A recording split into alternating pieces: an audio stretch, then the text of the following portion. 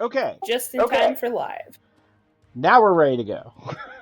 Yes. So, tonight, we are... I keep saying the word promoting because I can't think of any other word. We are promoting the Kickstarter for Gamer Mom, the mom who games, and we have our special guest, Abby, who is responsible for this. So, Abby, say hi. Oh, it's a pleasure to be here. I'm ever so sorry for subjecting you to Yu-Gi-Oh! Video games, but it's what Gamer Mom would have wanted. That's what we like to hear. In loving memory of Gamer Mom. I think it's strange. I think Gamer Mom, the character, would find video games toxic and dreadful, but Yu-Gi-Oh! The card game to be an honorable and noble pursuit, whereas having played both, I think in real life it's very much the opposite. I will bring up a few important pieces of Yu-Gi-Oh! Lore. Yeah. These Game Boy Color games are where the actual rule set for the Yu-Gi-Oh! Card game was devised. They predate it. Really?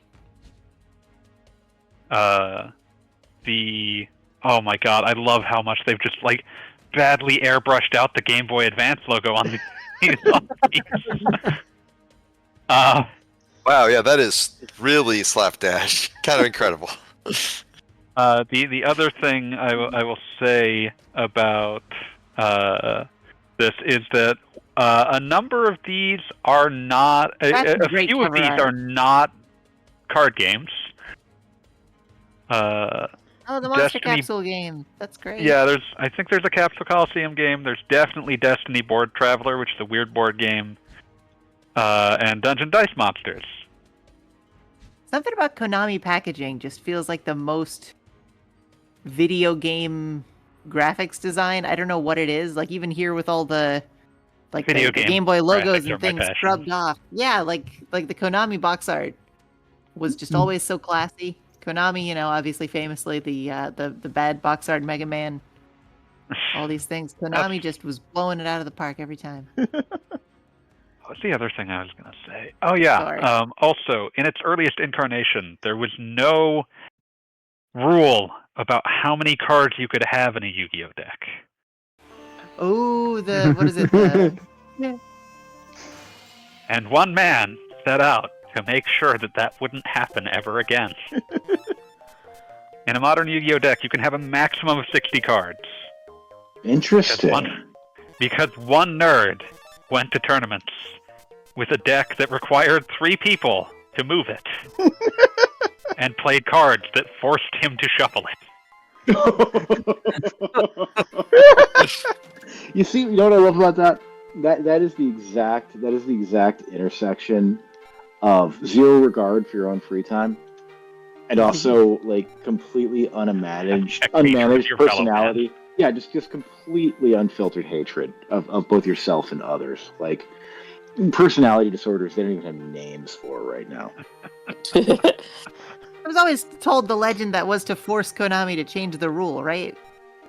Yes, that was the story I've been told. There's some other very specific rulings around old Yu-Gi-Oh! That are extremely tragicomic.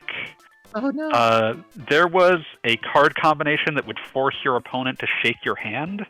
Oh my gosh. Ooh. And so eventually, in order to prevent people from trying to make themselves so disgusting their opponent would forfeit rather than shake their hand, the judge ruling ended up being that you merely had to accept the idea of shaking someone's hand. You did not actually have to shake their hand. I'm sorry. Wow. No, I think it's. Man. You must accept the concept of a handshake. I still remember the time someone looked down his nose at me and pronounced that he was a level 2 magic judge. And this was a gentleman with roughly the facial features and body and like body odor of an orc. And at that moment I realized there's just a certain kind of brain that can't be trusted around card games. I'm gonna just get this out of the way. I'm thinking of a drill tweet. I'm afraid you do not grasp the enormity of who it is you are dealing with. Removes diaper, revealing 2 sub-diapers. Shall we continue?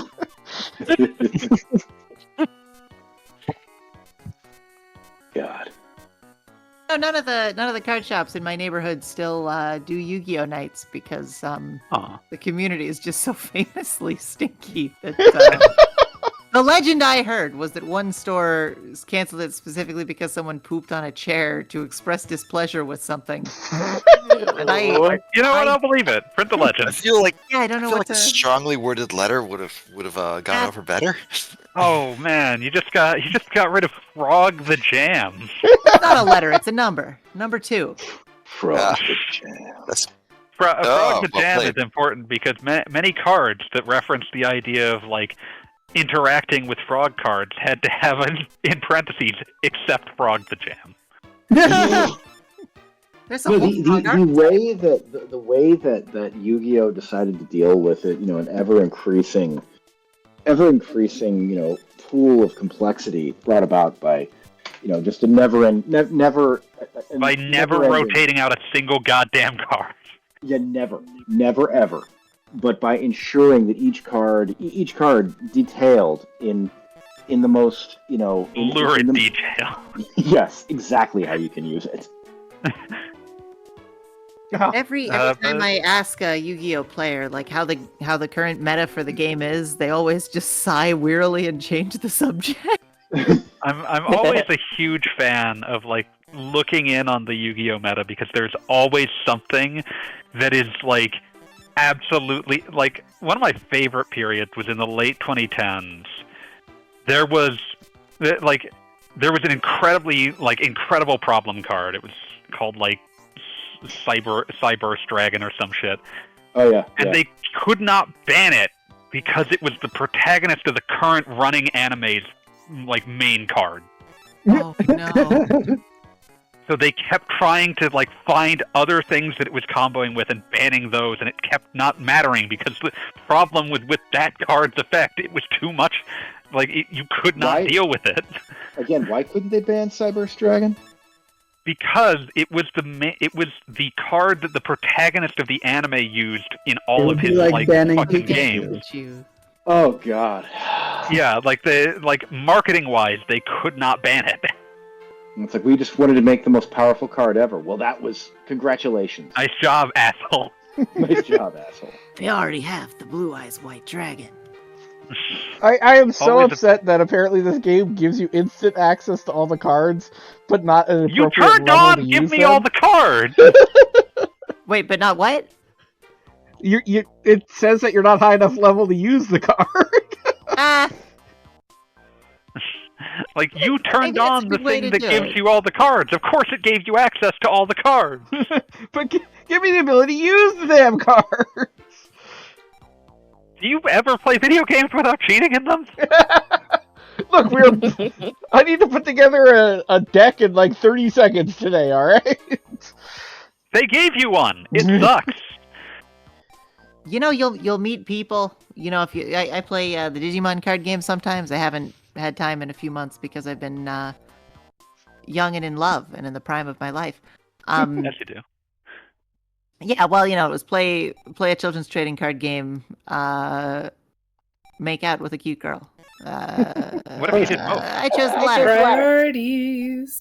Yeah, but it is strange. Sometimes you'll meet someone who just very friendly, very helpful, wants to assist your experience with the children's trading card game, and is like, you don't seem to understand how to play this game. Your mistake was you need to spend $300 on the perfect mathematically best deck, and then you'll have a much more pleasant time. And like, there's no malice. Like, you will meet people who just sort of rage against the idea of ever losing at a children's trading card game, but I like people who just aren't aware of the idea of budgeting. Because it's a kind-hearted kind of mental illness. It's like you meet someone who means no one any harm, but is also like convinced that their cat is the reincarnation of Napoleon or something. They're fine. They're fine. It's lovely to have that neighbor. Unfortunately, I know exactly what you're talking about. Oh, I'm delighted. I'm going to think. I am thinking of more Yu-Gi-Oh facts, and I am going to think about the fact that one of the most frequently banned and restricted cards in the game's history is named Totally Awesome. Really? How come? That's really Totally good. not awesome. Totally the character awesome. design for this this player character here, I would say, is totally awesome. But like, I can't imagine any child playing this game being like, "Oh boy, I'm boy with orange hat, beloved." Like, I'd rather be this weird zombie kid than the hat. I would not. I He don't looks like think a big dork. this orange hat kid has a ghost of a chance against zombie kid. Okay, I'm Oh looking god, at don't remind That's me of his that. line. That's I'm looking at that's the thing. Kristan Halka Fibrax. Oh no, that's in Sector Haga. I know things about Yu-Gi-Oh. Oh my god. Why did you bring up Halka Brax? Why did I bring up that? Because I'm looking at Yeah. a list of forbidden cards, including. I love Cyber- that Yu-Gi-Oh has forbidden cards. Oh, They're too shit. powerful, Yugi. I have a deck of only forbidden cards. Oh, you can't play that. My favorite deck archetype in Yu-Gi-Oh is the desk bots. I played Master Duel. I did a deck of the desk bots. They're so cute. They're all made out of pencils and tape and stuff. They're great. Delightful. See, what That's is nice. this band? Cyberstein has rules text to the effect: this card is not treated as a cyber card. Oh you go. no! It's true. It's not. Cyberstein has been banned for decades because it just lets you pull things out of the fusion deck, and there's all sorts of terrible, terrible combos that can emerge from being able to do that. I love it. Thank you so much for posting in chat, Cassandralyn. Oh, proud. Sometimes Give I'm me useful. Puppet Nightmare. You are always useful to someone. I'm certain. We've never met, but I'm very confident. You know, we're Not sure if blessing or curse. Oh, okay, yes, perhaps not useful. Perhaps Helpful? helpful. Good, cool. You're cool to everyone everywhere. You're a rock, like I am an yeah, like island. Paul Simon. I'm And a rock cool. feels The no rock pain. feels no pain. An island never cries. Oh damn, that's Also, love nice to songs meet you. That should be sung with like a brandy glass in your hand, a snifter. A pleasure to meet you as well. Anything any circumstance where it would be appropriate to just burst out with the words "A Winter's Day" in a deep and dark December. Paul Simon. Paul Simon was born America's most divorced man. He couldn't help it. I will state. Also, He even got divorced from art. look at this guy's. Look at this guy's like. This I like that dude this is- house has a Honda parked out front. Oh yeah. Eh? Yeah. Oh yeah. Okay. That took a minute. Winter's You know, Day I'm not gonna try. in a deep and dark December. I think one of my favorite jokes in the Yu-Gi-Oh manga, which is one of the best comics ever made, is that Yugi's grandpa in his youth like wore tuxedos everywhere and was just like the coolest, handsomest man in the world. Now he's just this awful gremlin. I was about to Also, say. like, Well, this is the one character who should not be alone in a room with this horrible pervert old man. Well, oh They god, must know Saul They and must know Muto. it. Why? Oh god. I love the original Yu-Gi-Oh manga because it is built entirely around like Kazuki Takahashi just being like, you know what I like? Games. Yeah. Any specific ones? No, all of them. I just like the concept of games. But you know what else I like? Murder. Yeah. What if yeah, every exactly. time someone lost a game for being a huge asshole, they got the shit kicked out of them? What? And that's basically the entire manga. Yeah, Oh, I mean, you you could can definitely understand why he would have sort of shifted it over to the much more heartwarming, merchandisable story. But it's Like- so cool like- when he's like a gremlin monster that just bursts out and kills people. He draws Like them really the- funny and cool. He's great. I recall the manga chapter where a bunch of people die because they're in fucking they're like they all get zapped by a fucking like taser being or like stun gun being like dipped into a bunch of water and they're all so horrible. There's one with an evil shoe collector, and the game he challenges him to is just to stick your foot scorpion in the shoe. Put your hand in the shoe. There's scorpion in it. Competitive smell the glove. It's an incredibly weird manga. I love it dearly. The only reason that card games were even introduced was that he fucking loved Magic the Gathering, which is why the card game is initially introduced by being called Magic and Wizards. Oh yeah, that's right. And then at the end, like the anime that children of a certain age watched ends with like, yeah, we're doing the big conclusion arc, and it's all going to be more card games. In the manga, it's like, no, that's a big tabletop campaign. I have wrested control back. I will not do another card game arc. It is tabletop time. The card game is beneath me. We are now doing tabletop now the games. cards are stands. Let us also all recall that Kazuki Takahashi was like one of the last things he did that reached international news was that he was reprimanded by his editors for posting art on his Instagram of Yugi and Kaiba telling people to vote against Shinzo Abe. I mean, based. That whips No, it so don't. much ass. That whips so much ass. Yeah. I love them. Let me get the exact words that were being used. This was very, very funny to me.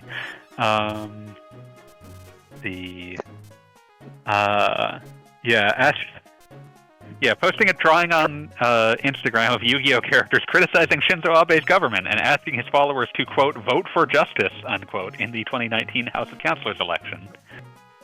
It urged them to vote for justice with homemade shotguns. It was an undercurrent.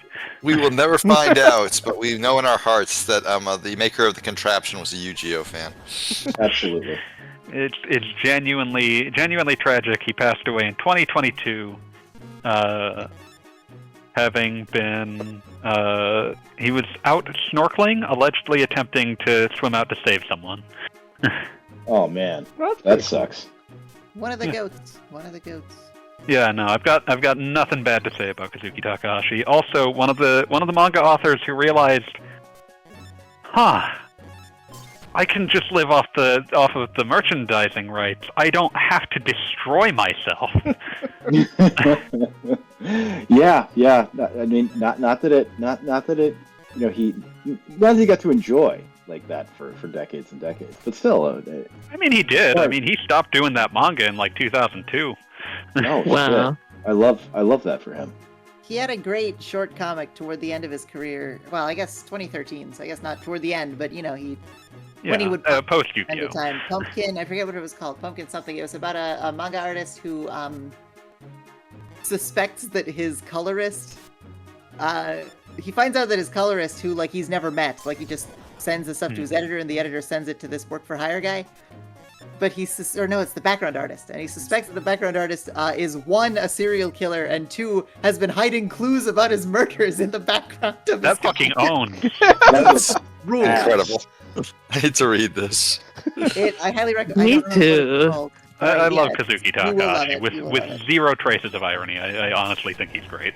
That's I think what I love about his art specifically is that like he's such a minis guy, like the capsule monsters and all the tabletop RPG arcs. Like he just draws these really cute, and even the original Blue Eyes White Dragon, like it just has the proportions of a great like pewter miniature. Like a little miniature. Yeah, Wait. there's no photos I've ever seen of his minis, and for all I Hold know there the aren't any. fucking But like, he phone. There's a- appreciates the idea of them. There's a Capsule Monsters arc. Yeah. He that was Mokuba's thing. He was like, you Yeah, beat that was my brother in a Kaiba's card brother. Oh, Played and he's Capsule always Chess. cheating. And the game of it seems really cool. Okay, that's fucking brilliant. Yeah, man. he just loved games, which is like a bunch of the Yu-Gi-Oh volumes would just have like, I thought of this little game that you can play. Try this, kids. Okay, it was called The Comic with a Q, and it was 2018. Ooh. And I highly recommend it. Also, his career, like he worked for like 15 years before he hit on Yu-Gi-Oh, and I think that it's great that he kept it up. He got success, and he was not forced to draw Yu-Gi-Oh for the rest of his life. That is like the best thing that can happen. Is that like you get successful. You can live off that, and you can just sort of pursue whatever artistic interests you have at that point. Oh my! Well, he's very good. The lady who did Sailor Moon. Am I remembering right, or am I thinking? No, you are thinking of the Yu Yu Hakusho guy who is constantly on the brink of death because of manga. That was it. Here's a great passage from Wikipedia on Kazuki Takahashi's page. Disinterested in his studies, Takahashi was shamed by his homeroom teacher as the poop machine. That knows nothing except eating, sleeping, and pooping in front of other students. Angered by the humiliation, for unclear reasons, I add parenthetically, Takahashi decided to become a comic artist. Hell yeah. Like, no. Bless this man. You piece of shit. The only shit here is you. I will make comics. No, all I know is I think the most the most endearingly depressing outcome for being a successful manga artist is Tatsuki Fujimoto, where he took time off from doing Chainsaw Man to do a comic about how someone would kill him so he could stop doing Chainsaw Man.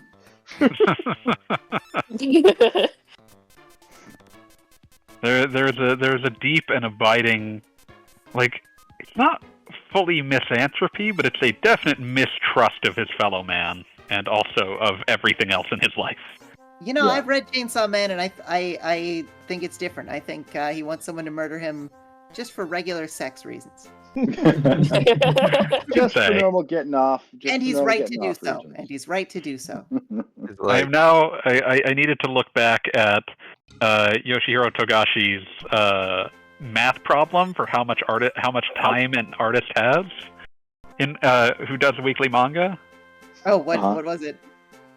A simplified equation that calculates a serial manga artist's free time. A, parentheses, 24 minus A, close parentheses, minus PH, where A equals days until deadline. I spend 5 days a week on drawing, the other 2 days on story. A equals average hours spent sleeping per day, about 5 hours for me. P equals pages of manga, 19 to 21 pages. H equals time spent per page of manga. It varies widely depending on how I'm feeling, but usually about 4 hours. So he then runs this equation and comes to the fact that he has about 19 hours of free time in total per week. Subtract time spent for eating, bathing, biological functions, and other necessities, and I'd only be left with 3 to 4 hours. Good lord. The question I have is, does he include smoking in biological necessities? I can only assume yes. Yeah. Like, that's the thing that always gets me about, these guys is they die relatively young, and then it's like, oh yeah, by the way, he was a functional alcoholic who smoked 40 cigarettes a day from the time he was like 11. It's like, oh. Was it like constant... the Fujio guys who had a comic about meeting a bunch of other famous comic artists, and they're all like, oh, I sleep 5 hours a night, I sleep 4 hours a night, and the other guy was like, I sleep 9 hours a night, and then he ends it by I sleep in a big bed with my wife. Well, yeah, and then he ends, Mizuki, the author of the kid with one eye, the Gege no Kitaro, yeah, that was him. Yeah, okay, you can tell the rest of the story. Yeah, he was. Yeah, Mizuki. Right. So anyway, the story ends. He says, "I sleep 9 hours a night," and the other guys are horrified. And then he says, "But then they all died young, and I'm still alive at 70." They died in their 60s, and I'm 80. Yes. So, yeah. We got to the end in the end. Yeah. The important thing is we got to tell each other we know things about nerd shit. That's all that matters. there anything else really in life? No. If there is, then I'm woefully deficient because I don't have anything else. Like, I have my dream job and a loving family, but no. In the end, there's only sharing recollections about nerd shit. I feel like if I was married to the lady who made Sailor Moon, most of my comic material would just be about saying, "Hey, I'm married to the lady who made Sailor Moon." Married to Naoko Takeuchi. What the fuck have you been doing with your life? Yeah, literally every chapter, some variation on. So there I was railing Naoko Takeuchi. I mean, knocking her molars loose. Jesus Christ! Goodness gracious me. Lord. Whatever. God, I forgot the. I'm gonna draw Yu-Gi-Oh. I'd forgotten that Shigeru Mizuki, aside from Gegege no Kitaro, made a comic called Gekiga Hitler. I bet that went well. Gekiga in this, for those unaware, Gekiga is supposed to mean like dramatic comic. I feel like dramatic is an understatement here. Yeah. No, it's that's like what people always noticed about Hitler was he was such a drama queen.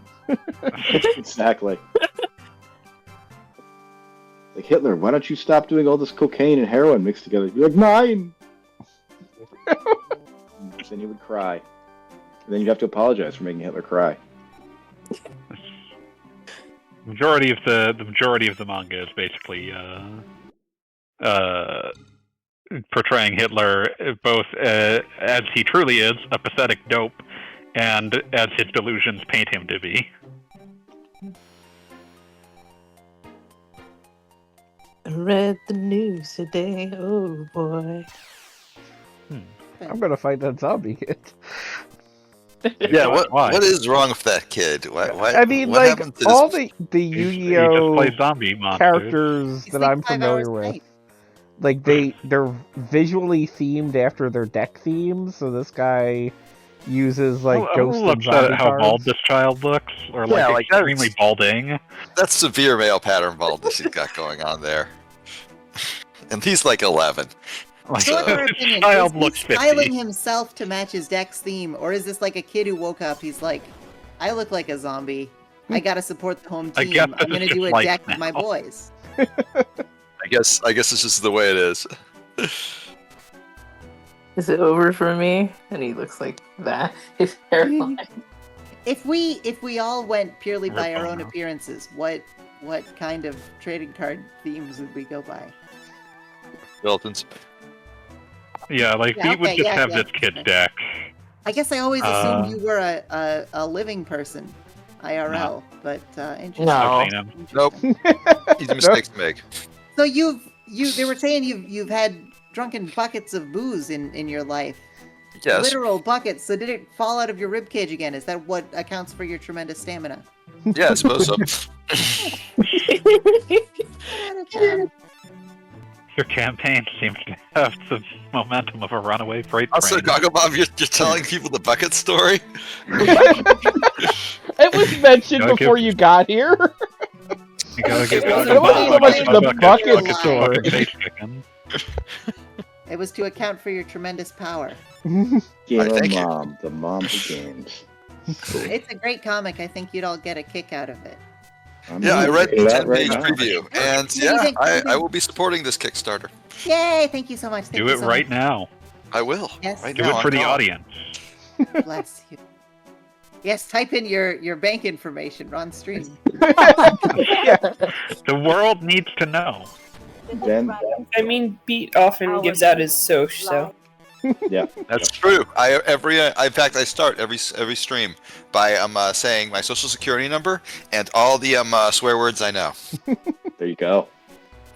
It's true. That You can go rules. back and check. How many swears? Any more do you swears?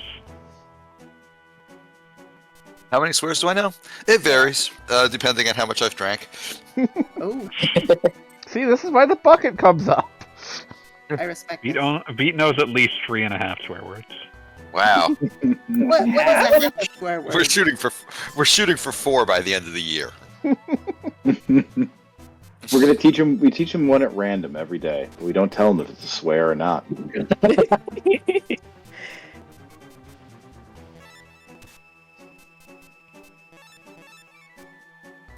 He was once ejected from a children's basketball game for screaming filigree at the top of his lungs, right into a man's face.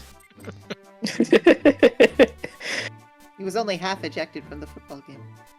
In my defense, that dude had a comic. Should have seen the shit he was trying to pull.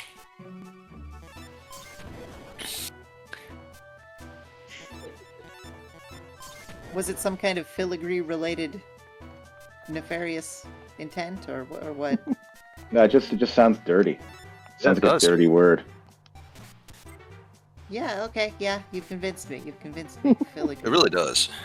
So what's like the oh my gosh version of filigree that you would say if you don't want to offend anyone? That's a good question. Pedigree? Pedigree? Yeah, pedigree. Oh, pedigree, probably. But that has a different meaning. Well, Exactly. So Never like stopped anyone before. fudge or golly or... Yeah, oh sugar. Haven't you ever just yelled "oh sugar" when you stepped on something sharp? No. Like tiny crystals of sugar? No, that's because you will never see heaven. But the rest of us. I tend to go with sugar cookies, and I have actively said, "Oh, butters." Oh, that's adorable. I used to work with butters. So, that'll do it. That'll do it. I tried not to swear in front of my parents, so I know the feeling. I live in New York. Don't and my kids... not swear in front of my parents, though, fanboy. This is a confirmed fact. This is a confirmed fact. Your mother was very upset. Oh no. I used to swear in front of my parents all the time growing up because my siblings' names were the F word and the S word.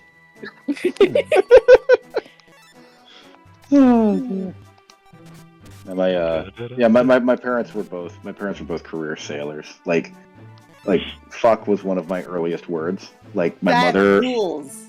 My mother heard me saying fuck at like the age of 1.5 years. I was like, I've got to stop cussing in front of this kid.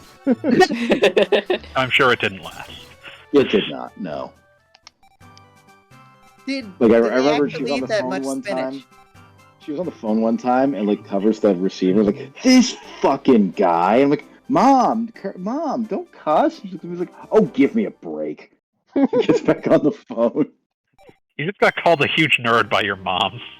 I think I was 7. Like, don't be a narc. No, yeah, he's like, don't be a narc, you little bitch. Yeah. Like, I got called a bitch by my mom. Yeah, sounds like you can fucking up.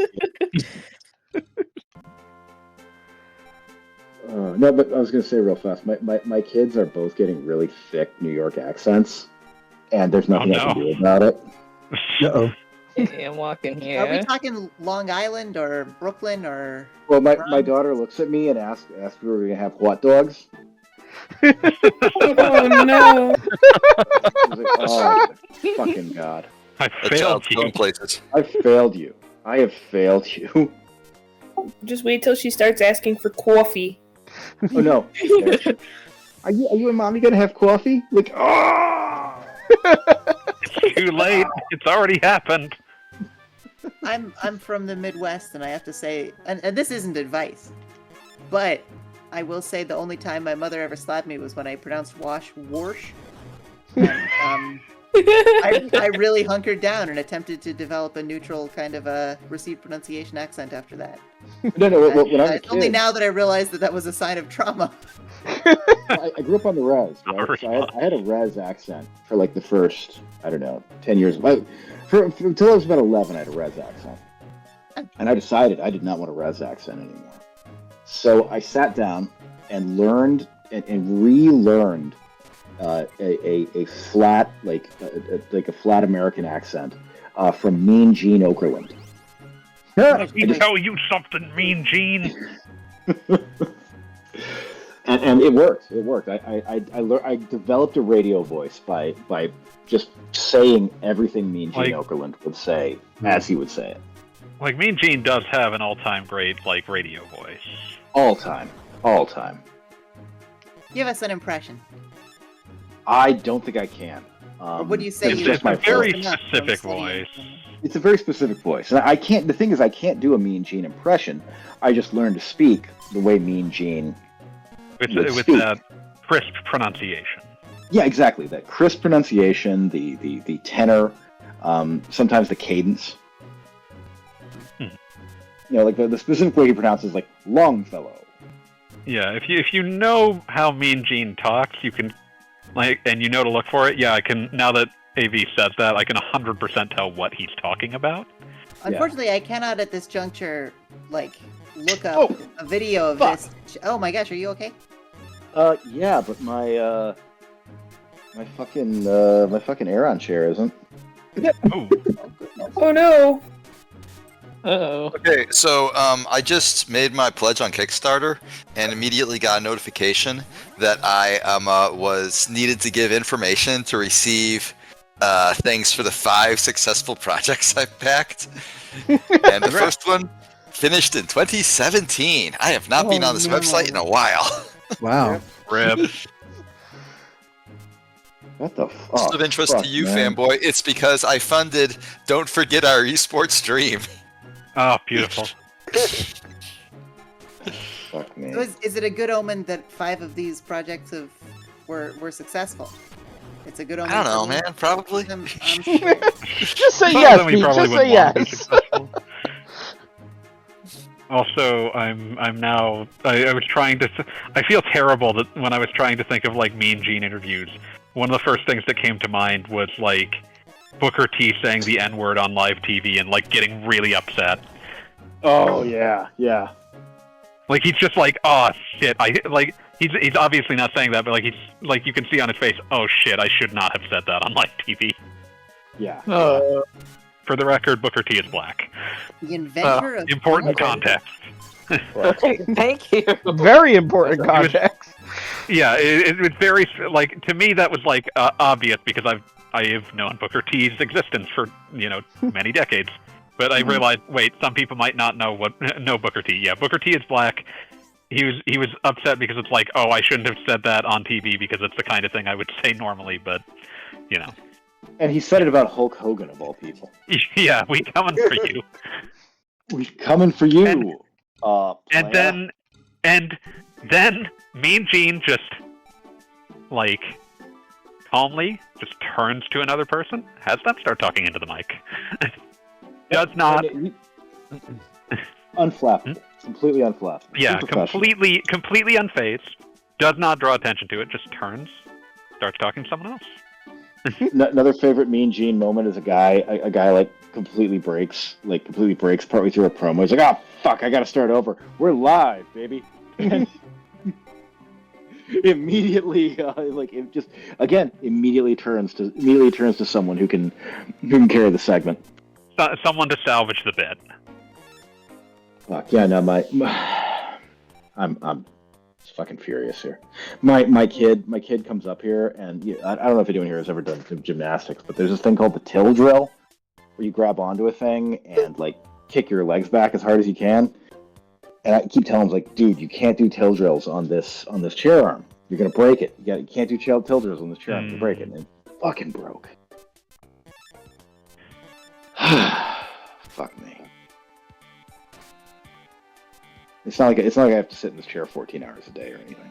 Oh jeez. Oh well. You know what? I can't fix it by bitching about it right now.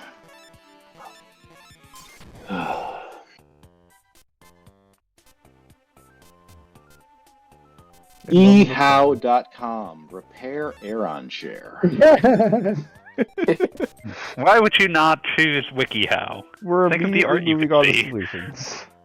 What is up with the WikiHow? Are those all traced from photos, or what? How is there so much of that stuff? Was that AI before anybody was paying attention? It's way too early for that to have been possible. Genuinely. WikiHow had a magical aesthetic. It's truly important, and it'll be tragic when it is inevitably swallowed by AI instead. Followed by what? Sorry. Followed by AI instead. Oh, okay. Oh god, I hate it. I mean, it definitely has like how to start your own cult in a high school is like how to do things. So I kind of feel like, I don't know, it was already being beamed here from another dimension. Like, that's the only way I can have describe nothing that. but respect for WikiHow. Yeah, maybe it's just the energy of kids with a little more free time than is necessary. Should be allowed. Yeah, just trying to More free time be than the common wacky sense. one. Congratulations on summoning the last Wario. Oreo. Congratulations on summoning the last Joker card. The messenger of peace. Of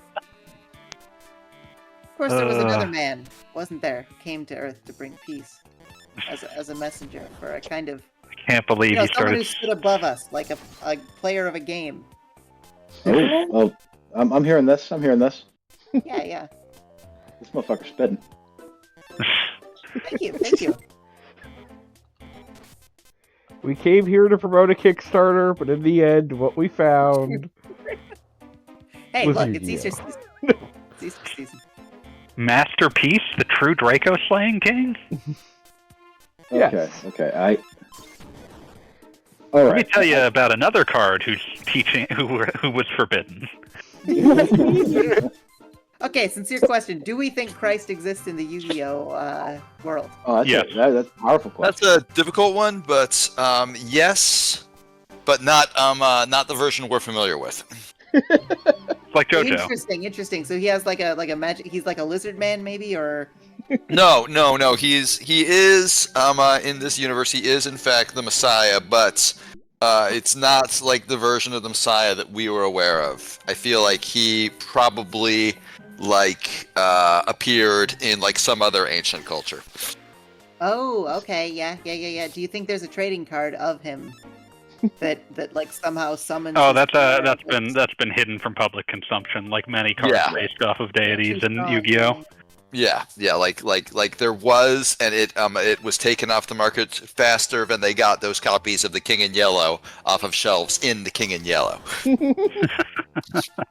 Yeah, you see. Okay, I have you've what's the word here? You've activated my trap card because I feel that Yu-Gi-Oh! That was my goal.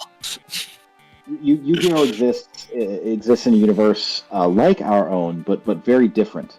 I actually believe that in the Yu-Gi-Oh! Universe, they live in a universe without what is the word here? They live in a universe without logos.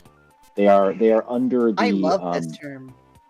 They are under the baleful eye of Angra Mainyu, the dark opposition god of Zoroastrianism.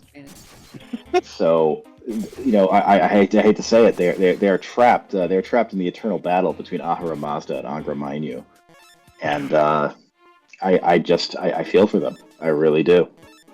It's life, but a card game played between the Demiurge and Sophia. Exactly. So I am staring briefly at the video game and wondering, Cockle-Bob, why did you summon something with 0 attack face up in attack mode? I had nothing. I have Bob is 4 up. cards that all said it. require a sacrifice. You did not have to summon it face up. I like to imagine the AI for this Game Boy game is going through like a crisis, like Kaiba going like, but why would he do this unless he had a plan? He's got a trap card. How But can in a this be? computer voice, I guess. Like you fools. Yeah, He's very stupid. Here we go. Now I can can be your summon skill something. angle. Shit. Or your Scale Devil. Skella Angel. I could be your angle or your devil is. It's a classic. Or your devil. No, it's perfect. To drag this back to if Jesus was born in the Yu-Gi-Oh! Universe, I don't think he would be named Jesus, because here's my hot take: instead of being born into what we know as the Roman Empire, he would have been born into a similar megaculture in that exact same moment in time, but it wouldn't have been Roman, it would have been Egypt. I think his name would have been Jesus in that context. Yes, it would have. I mean, I believe in the whole concept of Yu-Gi-Oh! Like, I think Egypt still, like, ate shit at the end of, essentially, the same time as here. I think that's part, like, Agreed. only the cards They also played big card games where you summoned a dragon and fought a wizard. Yes. It still ended the same. Also, in this universe, Vinny Paz's side project would not have been called Army of the Pharaohs, because that would have been too mainstream. He would have called it Army of the, what's like the name for a Mongolian ruler? Khans? Khan? The Army of the Khans, yes. That'd be kind of aesthetically cool. I never realized how hard it was to draw these characters' hair.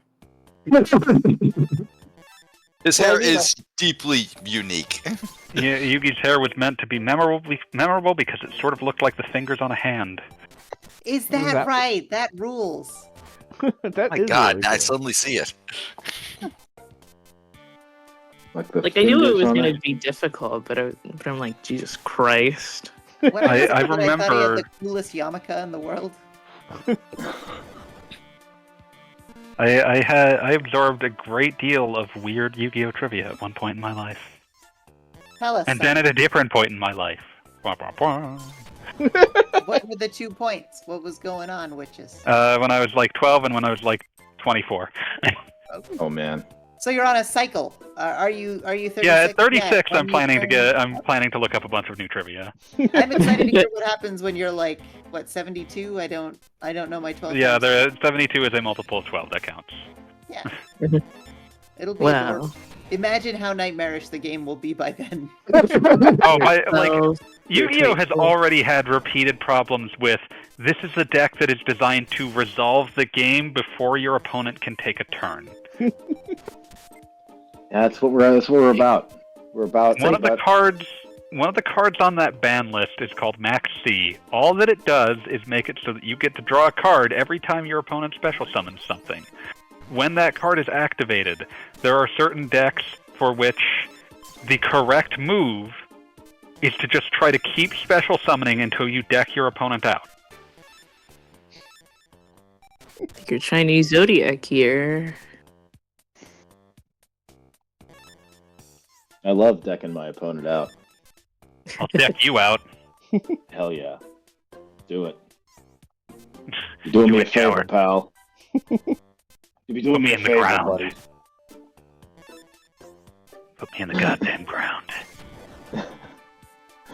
Get out of here. I'm so tired of this. Leave me alone. Regret to inform all involved, since someone asked about Chinese zodiac years, my zodiac year was goat. Ooh. Delightful. Mine is dog. I just won a penguin with electric arms, which is now my new favorite card. I've never seen this before. White dog. Electric whippy arms, too. Whoa. Old An penguin. evil penguin guy in one of the cartoon arcs, right? Like one of the filler ones in the original series. Yeah, one of the filler ones does have a dude using Business one of the penguin cards as penguin. his. Yeah. Like, there's Also, the bring up- idea, if memory serves from that arc, is that Seto Kaiba's board of directors are all completely evil. And Makes sense. they create, like, a virtual world where they are all themselves Yu-Gi-Oh cards. And just... Yeah, because they've lost their body. Yes, of course! So they become They are like attempting to penguin people. win against these teenagers so they can steal their bodies. So had their That's- bodies been destroyed, or did they give their bodies to some third group of disembodied souls? As I recall, there was some sort of scheme that was involved, but I don't recall what it was. They may have been tricked into this on some level. I love the amount of Yu-Gi-Oh cards that have truly arbitrarily untranslated titles. Hitotsume Giant. What does that mean? One-eyed giant. That's The I feel like it would have been easier just to write one-eyed giants, because I'm assuming there's a picture of a giant with one eye on the card. Yep. Okay then. One of my favorite Yu-Gi-Oh card names, Magical Something. Oh, Magical Something. Yes, Magical Something. And gonna have to ask, what is you try figuring out what Magical Something. What's the? There's like a lizard guy who has a whole story arc. His name is like Gay Lizard or something. Gaga Lizard. Oh, are you thinking of like Gagaga? That's it. I love that guy. He's got pyramid power. Hell yeah. There's a lot of Yu-Gi-Oh cards with beautiful stupid names. Also a big fan of that time that like one of the they had a mechanic called ritual summoning, which ritual in Japanese is hishiki, and then in Japan they had a set of cards that used ritual summoning, and they called those ritual cards. So the American version had to call them Gishiki cards. Oh.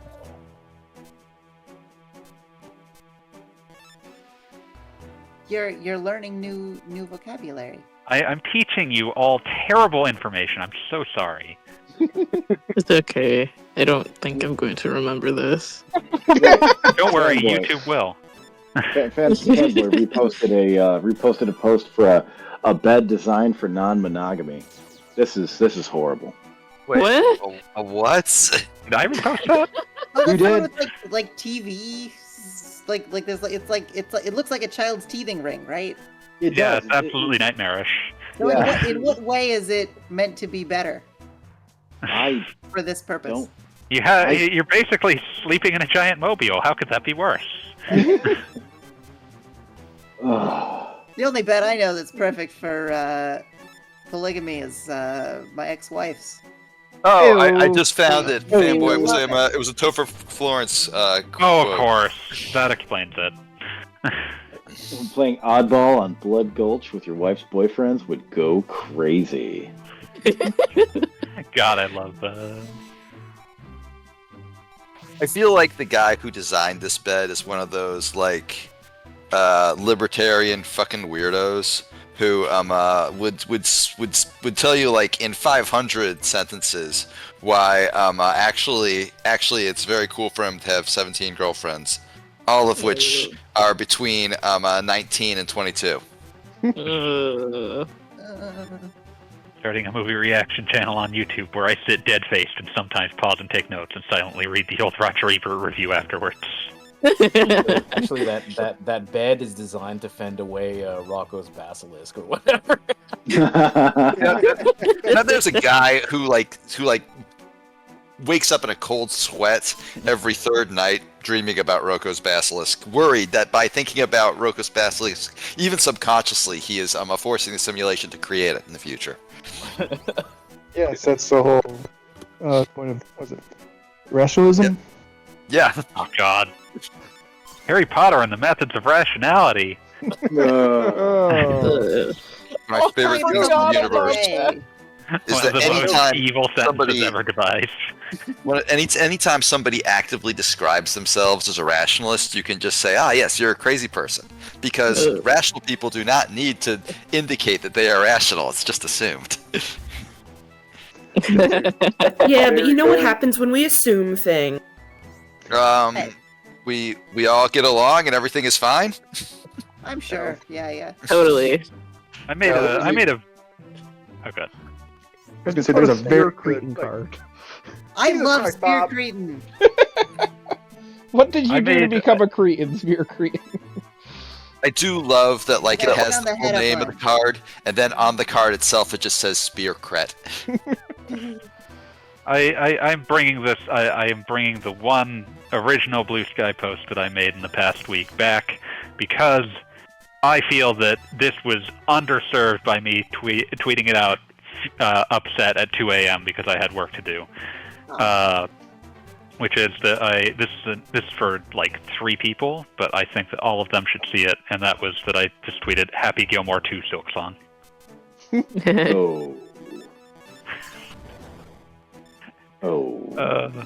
I feel that we should inflict Happy Gilmore 2 onto every human being that is like screaming about "Where's Silksong" after every video game announcement. How long ago was it announced? Happy Gilmore 2. How long ago was it announced? Silksong. Technically around the time the first one was. So at least 7 years now, I want to say. Let's see. So Hollow Knight came out in, 2017. 8 years. Oh, That's my. Delightful. I love that. Incredible. I love that for them. Okay, so I have successfully beaten a bunch of duelists in this game, and it has been exactly as exciting as... Play Duelist of the Roses! No! Play Duelist of the Roses! On this game! It took him 5 years to come out with Ori and the Will of the Wisps. And that also involved the guy who made Ori, like, relentlessly dehumanizing everyone who ever worked for him. So dehumanize yourself and face to bloodshed. Exactly. We're gonna play the original Duel Monsters. I don't even know what this is about. Oh yeah, buddy, I don't think you need to. Obviously, it's about the original Duel Monstering. You just need to believe in the heart of the cards. Yeah. Yeah. There you fucking go. Wow. Oh, we get good old. The only one that was a Game Boy game, not a Game Boy Color game. I was gonna say actual straight up black and white Yu-Gi-Oh. Yep. And I remember fucking around with this exact frame with Death Generator. I didn't know that. My choice of message there was the lyrics to Rancid Sidekick, but that Twitter account was long dead. So I can't confirm. My favorite thing about the old, what's it called? Death Generator is that the friend who pisses me off the most. I would just use it to send him more and more unhinged bits where video game characters commanded him to become gay. Wow, it's 1998 and it's not a Game Boy Color game. Yep. Pretty late for just no Game Boy Color compatibility at all game. Oh man, if I can't see the card art in this, what are we even going for? What am I even here for? To suffer, clearly. This was not translated at the time. Someone was like instructed to go back and localize him exactly the way he had been localized in 2003. He will sound as Brooklyn as we can manage. I like the 3.5-inch floppy save icon. Oh, this is incredible. Oh god, I every now and then I'll just go to Topher Florence's page. He has nothing but bangers. Currently, Wikipedia has a whole article for Beavis, whereas Butthead redirects to a list page that contains no further information about Butthead. Beautiful. As is neat and just. Like Beavis is we've talked about this so many times. Like Beavis contains the seeds of his own salvation, whereas Butthead is a philosophical reprobate. He was created specifically to be damned. Evil from conception and by nature. Exactly.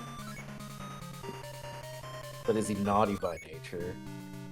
Butthead is a character that forces us to like contemplate the idea of someone who is irredeemable both because they were designed to be so and because they seek to be so. Exactly. The much as the fire spirit comes for fire, Butthead comes for being just a complete asshole. I'm sorry, I have to draw attention to the fact that apparently the card is Dark Pierce Light, but it appears on screen simply as Dark Pie, which gives me something else. I would eat the Dark Pie. I will 100% eat the Dark Pie. You cannot handle the flavor of the Dark Pie, Yugi.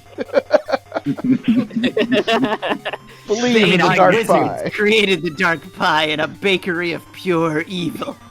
All monsters on field are exposed. To the Dark Pie. And what we see in the image is after the person had stuck their finger into the pie and already licked it off.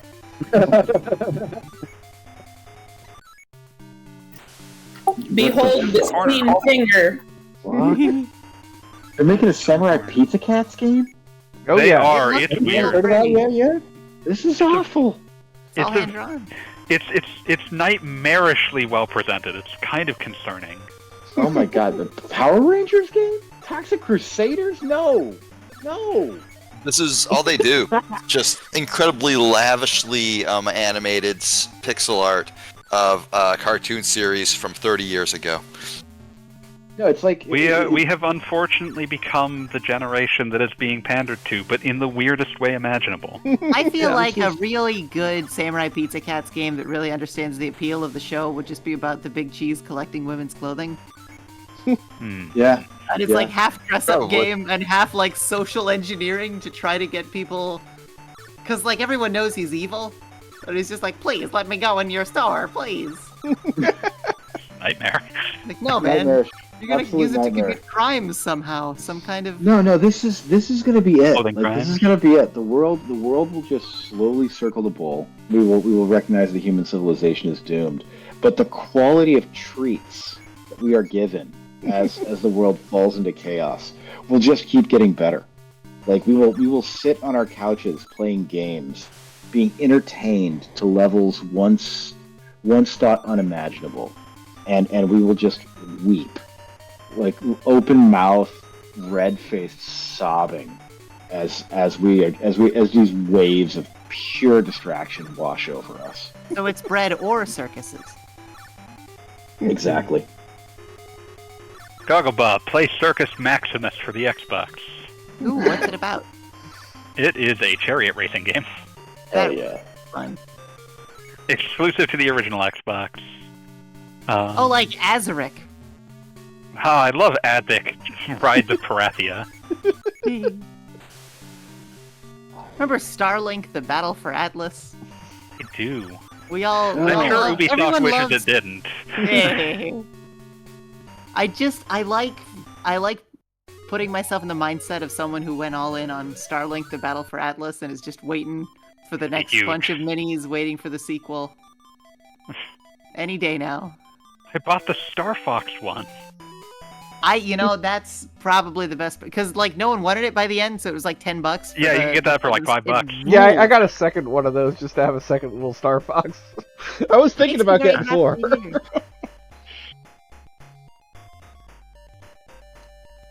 Oh, you get the I think I went to get one of the... Oh, he's so cute. Now see, this is a tabletop gamer. We love him. Now thinking about Rome-themed games, because I'm just broken like that. What was the one with like Justin Timberlake looking dude on the PlayStation? Are you thinking of Shadow of Rome from Capcom? Maybe. Remember, it was like a white guy with red cornrows, I think.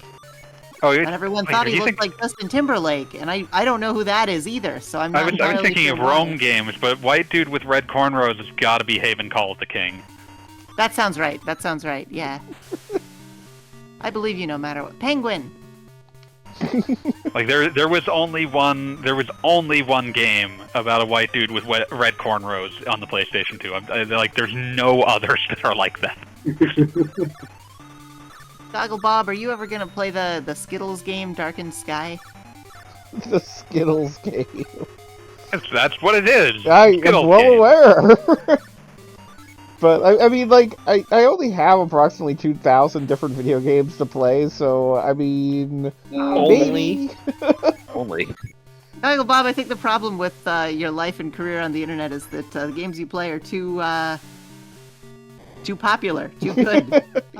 We should torture you more with things that no one will be impressed with. We should just sabotage your career. I'm gonna replace Random Rob and just keep pulling out awful games for Gogglebob to play.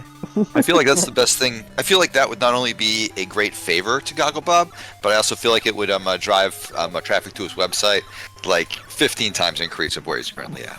Starting with Tekken's Nina Williams and Death by Degrees. Stop it! I feel like the only change we need to make is just every single game is Tekken's Nina Williams and Death by Degrees. Yeah. And Tekken's Nina Williams and Death by Degrees fan site. Listen, Talk about the Tekkens, Nina Williams, and Death by Degrees wave will carry you to shore and then to victory. That was the last brand new PlayStation 2 game I purchased from a Target in 2012. A place I don't know why they had it either. Yeah, that seems a bit late. You know, sometimes Onion still hits it. Guy ordering non-alcoholic beer has either seen a ton of shit or no shit at all. Yeah, there. Very understand, like a virgin like cocktail. That makes perfect sense. A non-alcoholic beer. That's just what the fuck are you doing with your life? Just drink juice. Just drink juice. Just drink juice. You'll be happier. To trick the other people at your table is usually the answer on that one. Yeah, the thing that I love is they make non-alcoholic tall boys, so you can drink 19.2 delicious ounces of non-alcoholic IPA with all of your shithead buddies from your temp labor job, who are just crushing Voodoo Ranger after Voodoo Ranger before driving home. Sounds like the worst night out imaginable. Just drinking and driving at incredible levels. One of my favorite tweets of all time about alcoholism is a guy like, you know what, Yoda, you're pretty good for a weird fucking guy, or a fucking little guy, and Yoda's like, good to drive I am. I realized recently that because I never really got into the habit of drinking because I never got invited to parties. And so now most of my social group are recovering alcoholics who are like, oh, this is, someone we don't have to drink around, someone who we can hang out with without being around it. But like, this is a very, very cavernous difference between the two types of people, someone who never started, someone who's stopped. But now, I older I get, I'm like, well, maybe I'd like a glass of wine once in a while. But I'm like, no, I can't get into drinking because then my entire friend group would evaporate because I would no longer become as positive You're of the designated non-drinker? I guess, yeah. And this is also the opposite of every way that I was told peer pressure works. Yeah. Peer pressure. I'm always like, I'd like to try some drugs. Like, you don't want that. Come on. I realized hanging out with alcoholic addicts is pretty good though, because any bad idea you ever have, you just lay it out and you'll just get the straight up truth. It's like, no, don't do it. It's not fucking worth it. It's like, go get heart palpitations, or you'll dissociate, and you'll be out for like 18 hours. Not worth it. Oh golly. Golly, Andy. No, it's like, Jesus. No, I am not actually going to tell any stories here on a voice chat that's being recorded. Well, you're a parent, I gather, from conversation. Your chair here. troubles. My chair troubles, yes. Yeah. I realized recently that the reason there's a lot of things in my life that I don't want to do.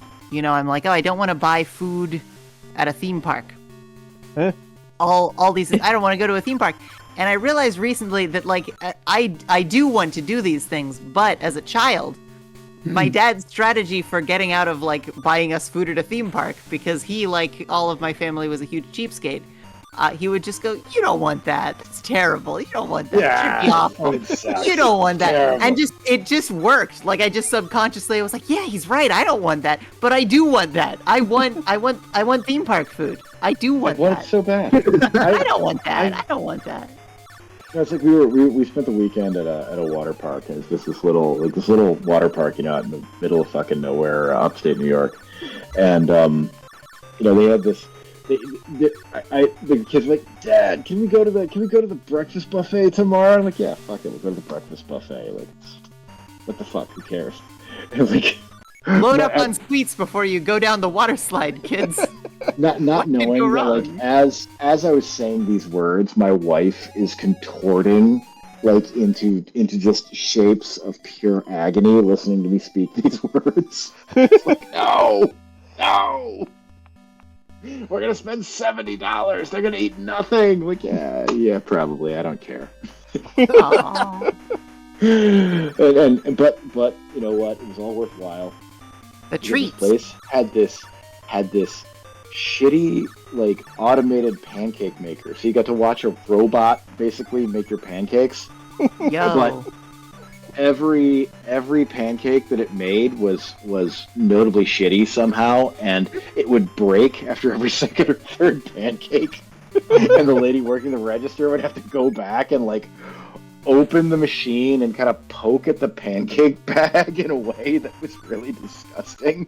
And then close it, and then it would, extrude or excrete another 2 or 3 pancakes before the cycle began anew. I think extrusion is one of the greatest verbs. A beautiful verb. Gorgeous verb. But but as a kid, like, watching a robot make your pancakes has got to be the sickest fucking thing in human history. Like, so I'm glad that they were able to experience this, you know? I feel like you're giving your kids an unreasonable expectation of what robots are going to be doing in their lives to come. I feel like you should inculcate in them a deep and healthy fear and distrust of robots. Oh, shit. Robots will be squeezing the bags made out of them. Oh no, that's really bleak, but probably true. Also for the low price of $693, I can get a fully automatic roti chapati maker. Ooh. This thing, I just fill it, and it will make roti. It will make one roti every 2 minutes until the roti fixings are gone. Every 2 minutes. Oh god, it has the most amazing image too. Grums, I gotta say that is one sick-looking Yugi. Yay! Thank you. Oh, hey, Breakman. Oh shit, Breakman's here. Hey, Breakman, what's good? Oh, Yu-Gi-Oh! The False-Bound Kingdom, the GameCube Ogre Battle clone. Yeah, that one's also deranged.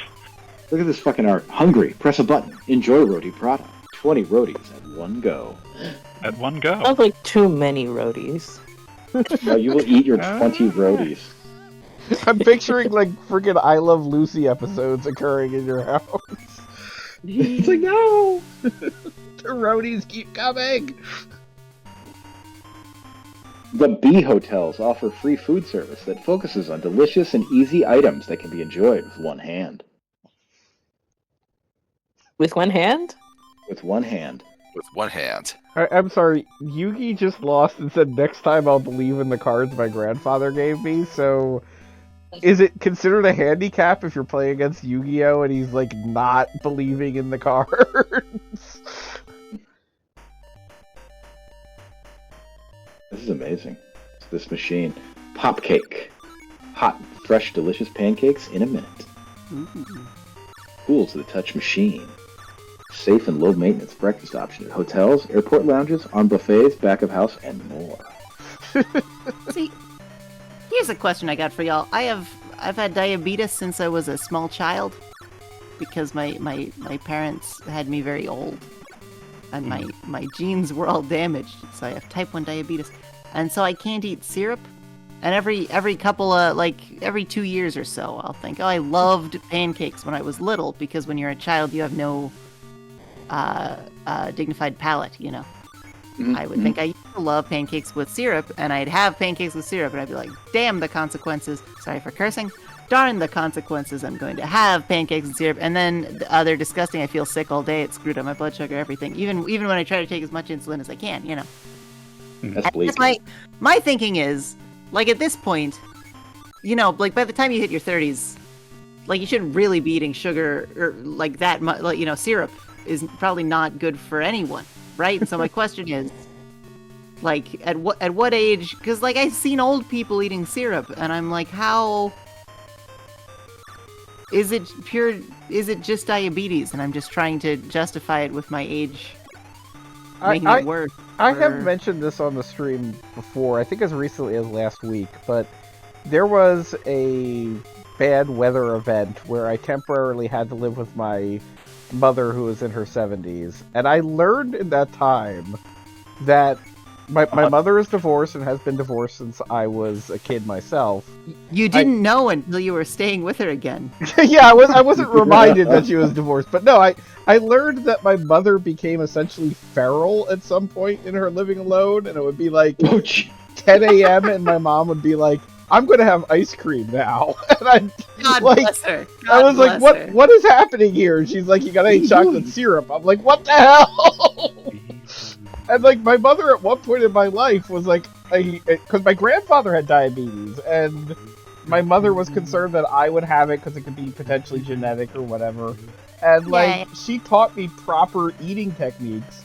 But at some point in her older years, she's just like, have you heard, Bob, of fork? Like, you laugh, but I regularly have to inform my 6-year-old that she is not allowed to try to eat like soup with her hands. You eat soup with your hands. That's just a lack of imagination. Skill issue. Straw. I feel like straw is as distant from spoon as I'm willing to go for soup. Some people just like squishy like celery. But yes, my point is that my mother's eating habits have gotten worse as she's gotten older. And aside from the occasional heart attack, she's pretty healthy. You really slow rolled that one. Yeah, that one, Bob. That one. I gotta say, I'm impressed, but also no. No, Please man. don't. I feel like even one heart attack, I'm not going to call it occasional. I'm going to be like, I had a heart attack. I almost died. This is very serious. Yeah. He committed some light genocide. We're trying to look past it. Is this Geki got Hitler? Geki got Hitler. He did it, but he was very horny while he did it. And off-putting. So it makes it Gekiga, man. Oh my god, yes. They have an online training to teach me how to use the robotic pancake machine. Incredible. Wait, if you have to learn how to use it, what is even the point in having it? You can make a pancake. Oh, they have a touchless pancake machine where you just wave your hand by the sensor for the number of pancakes that you want. So my mom's rule with syrup was always that she gets the real maple syrup, and if you're a kid or if you can't taste the difference, then you get the imitation maple syrup. That is crime. That is. I understand it. A lot of the substitute syrups, if I'm recalling right, it's less about the taste going down than what happens once it's worked through your system. Yes. I mean, no, it's got real sugar. It's just not. It's artificial maple flavor. Oh, never mind. Sorry, I'm diabetic brain. I'm like, no, sugar-free stuff will just destroy your guts, and you'll spend the rest of the day. I have had sugar-free candy and discovered the consequences. And when you get diabetes when you're 11, people will give you an awful lot of it at every. Yeah, no, I heard about my holiday uncle who got diabetes relatively young. Oh. As opposed to the Amazon review of the sugar-free gummy bear bag. Yes, those are amazing. Yep. I had a doctor, a friend of mine. His father was a doctor, and doctors are filled with a contempt for humanity that surpasses nearly all others. And I was reading the paper at their house once. It was over for breakfast, and I was reading the paper over there, and it was like about a 9-year-old girl who was diagnosed with type 2 diabetes. Lifestyle diabetes. And he just pipes up. He's like, you know what I would tell her? I would tell her not to save any money. Jesus. I was about to say Jesus. Terrifying. Just like one of the darkest sentences I've ever heard. And it's been like a cavalier disregard for humanity. I think it's a great deal of respect for the quality of human life. A great deal of respect, yes. Yes. Oh my god. I like it when you can say something that's perfectly kind-hearted and sweet and respectful, but also just destroys someone inside. Yeah. Like, you're imminently going to die kind of news. I like that kind of... Like, go ahead. I just like paradoxes like that. That's all. Oh man. I don't know. Fair. No, just that he was the guy who taught me that like doctors are typically just the most unsentimental people in the world. Like you should never go to a doctor if you want to be comforted. Well, they can't really afford to be, probably. You should just never go to a doctor. Is the real lesson of I think a lot about the tag joke of an old Onion video where it says that going to the doctor to get screened for cancer found to be a leading cause of finding out you have cancer.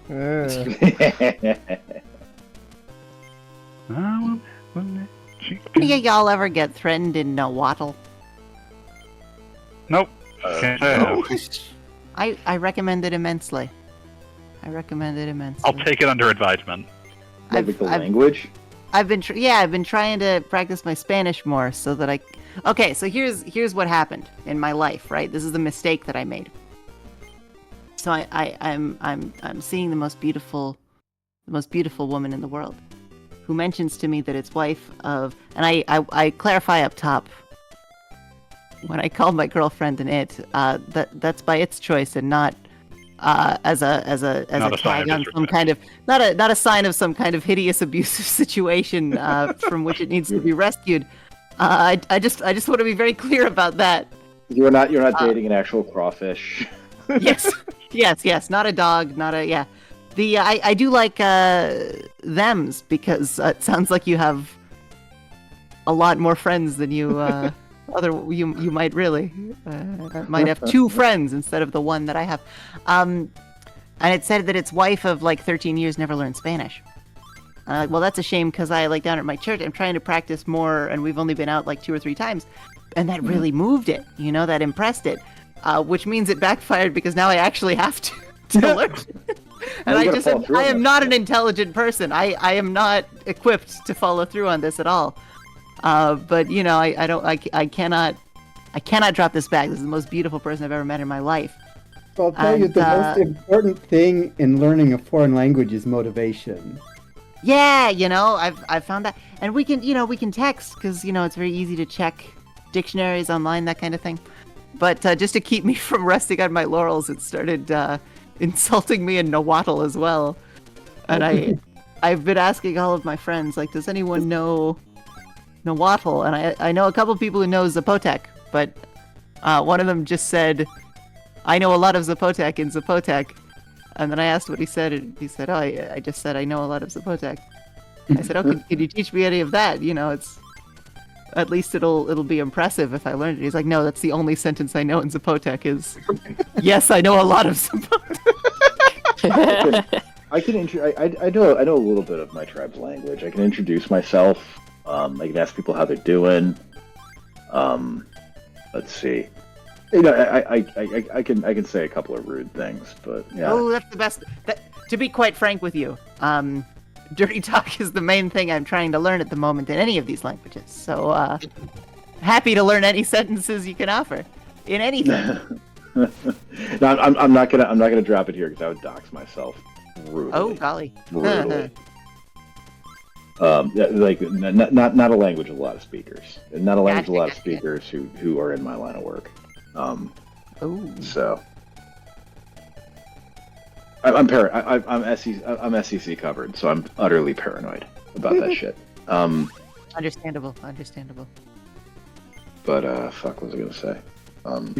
No, it was my favorite story. My favorite story about learning a language to try and impress a girl was a guy who decided he would impress a waitress by learning some Basque, but his pronunciation was kind of off. So he goes to like the restaurant where she works, and he like, hey, I learned some Basque, and he like, speaks what he thinks is a sentence like praise, like a very sweet sentence, and all the color drains from her face, and he is chased out of the restaurant by her uncles and grandmother. Oh my! Impressive. He never figured out what he said because Basque is a linguistic isolate, and never figured it out is just the saddest end to the story I can think of. I like that I guess he didn't write down what he said in advance to learn it. So I guess he was that Oh no! He was just doing it. He was just doing it. He's freeballing it, as they say. Freeballing. He was freeballing it. And then Grandma comes out screaming, "Who has uttered these words of infamy?" Maybe they were the Basque words to summon the devil. You've unsealed Grandma. She's out. She's free. You don't understand. I'm just imagining somebody shouting in the restaurant, "You've unsealed Grandma!" And just everybody stands up from their tables and runs. So yeah, you pissed her off so bad it cured her dementia. Thanks, asshole. I love this. I'm told, my friend Irving, I'm trying to practice Spanish more, and I said, "Hey, que chula caminas? You're walking cool, boy." And he said, "Why do you pronounce Spanish like you're trying to cast a magic spell?" It was the greatest workout I've ever received. Yeah. Well, because I'll only know like half a sentence, so it's it sounds like Expelliarmus. Yeah. It sounds like you're asking a question. Oh, like I know Spanish. I know Spanish. We need a mod on the Goggle Bob stream. Oh shit. Oh damn! Is that my call to action? Yes. Take it out. I mean, they're not showing up in my stream chat. I'm literally going mod mode and I can't see them. Yeah. Wait, no, here we are. Oh, Best viewers on streamboo.com.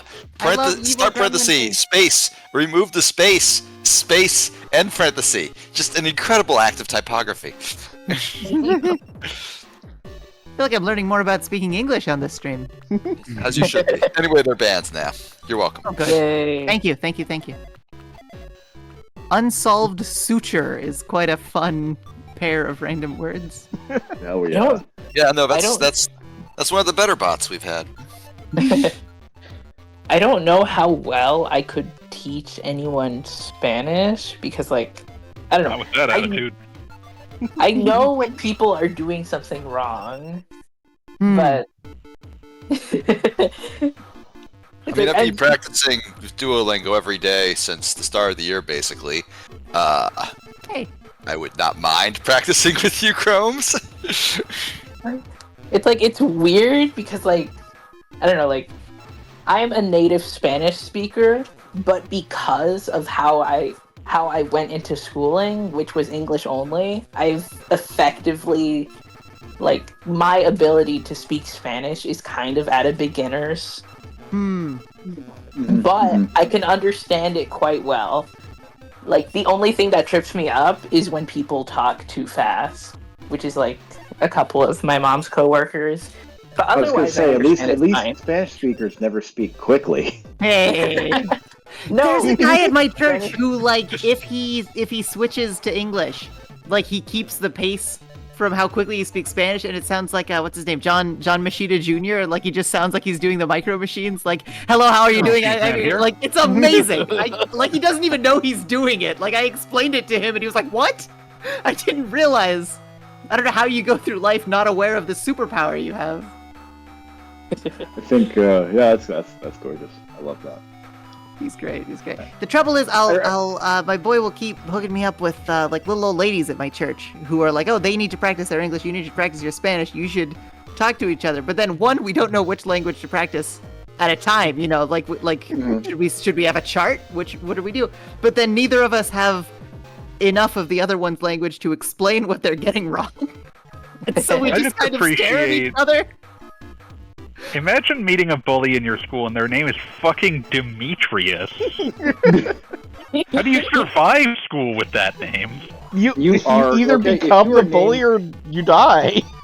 If you were named Demetrius in the 90s, you were like 95% chance a black kid from the deep south, which meant that you probably came up knowing how to use your fucking hands, like with a name like that. I've known a couple of people with that name. We're reaching the generation of children where there are kids just like you'll see at stores and stuff named Goku, Yeah. And it makes They me happy really are and the coolest sad at children the of same all. time. Yeah.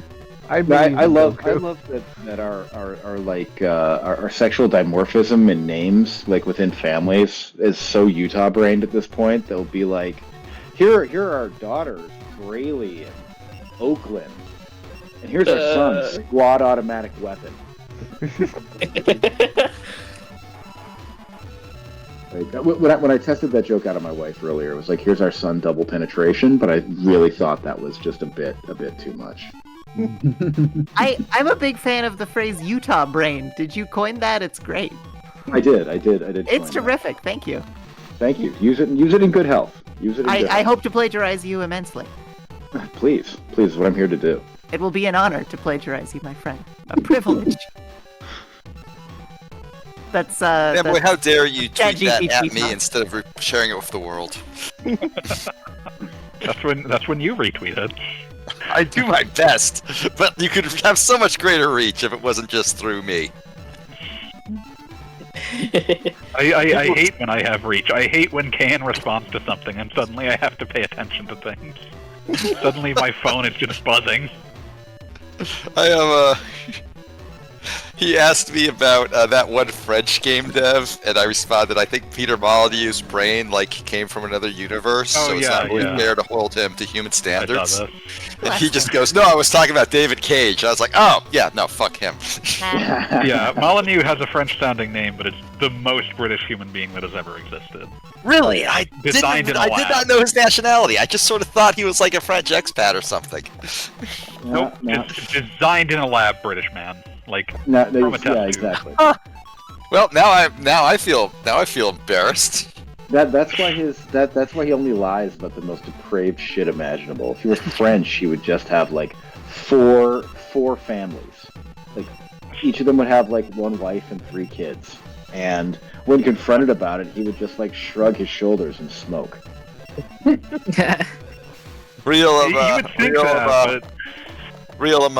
What's the fucking name? That's gone. Not even gonna try.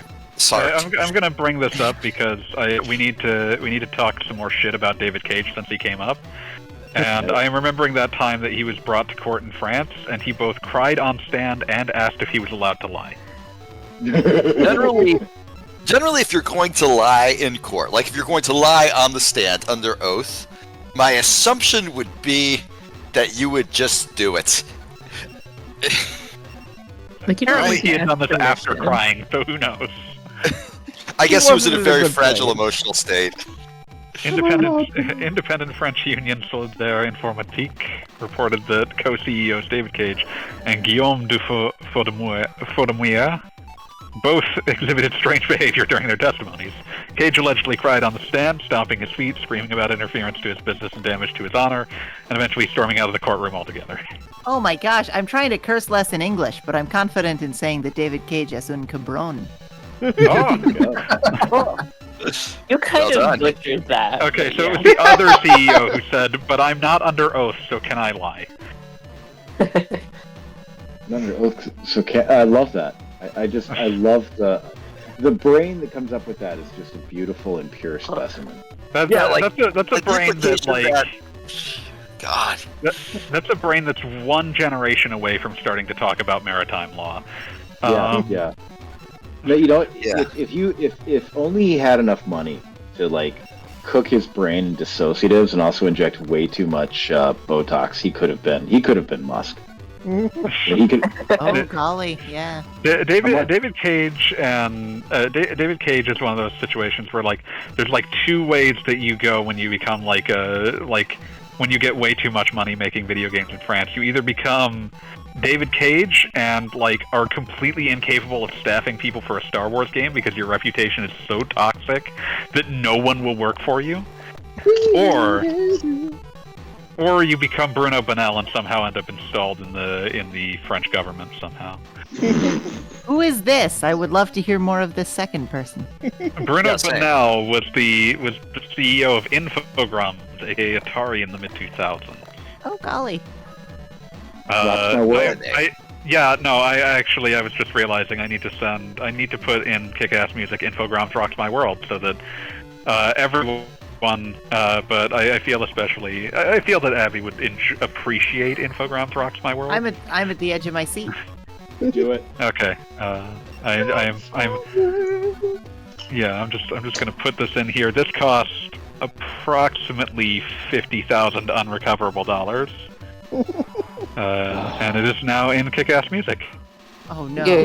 Which it really should not be, because nobody thinks this rocks. Clearly, Infogrames did. Is this like an employee video? This song was just sent to all Infogrames employees in like 2002. Yeah. It just arrived. Yep. That was it. Just immediate. It was immediately leaked to all of the most depraved websites. Something Awful, Old Man Murray, Fat Babies. Per someone that is speaking on Reddit, I was working for an Infogrames developer when they made this. Everyone in the office got an email with an MP3 of it. Amazing. The rest of the day, at random, someone would blast it over their speakers. Superman saves the nation. Infogrames is entertainment. The thing that kills me every time is that someone had to make. Okay, they're French, right? So like, we have to. They're like sitting there. It's like, we have to do this in the style of Nina Simone. We have to do this in the style of Nina Simone. And everyone who heard that sentence was like, yes, absolutely. Like, I'm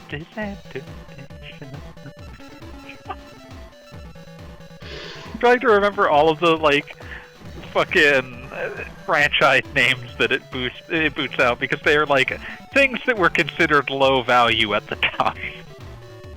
Yep. Let me pull Alone in the dark, test drive.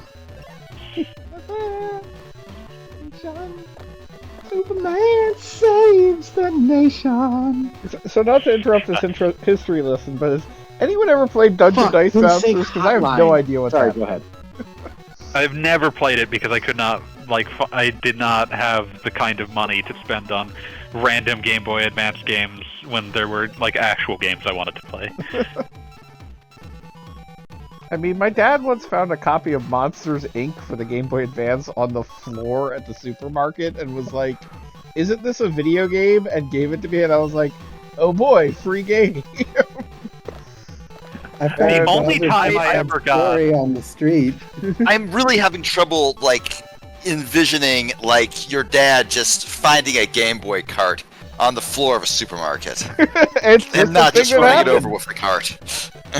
So the only time that I ever got a video game for free due to absurd circumstance was, there was a point where, I took we had to take our PlayStation 1 to a local game store to get it fixed, because, all PS1s, eventually it just fucking broke, because, Sony could not manufacture a fucking disc reading mechanism to save their goddamn lives. Sorry, I'm not bitter.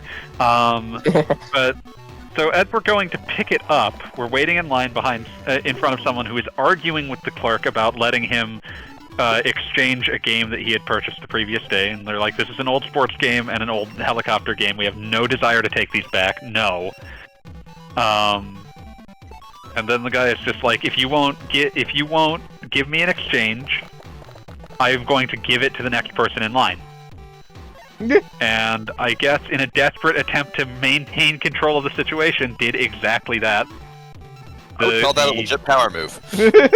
Yeah, the clerk was not terribly interested in this power move, and just we completed our business and left. But I left with a copy of NBA Live 98 and some sort of helicopter game whose name I have forgotten. Was it Desert Strike?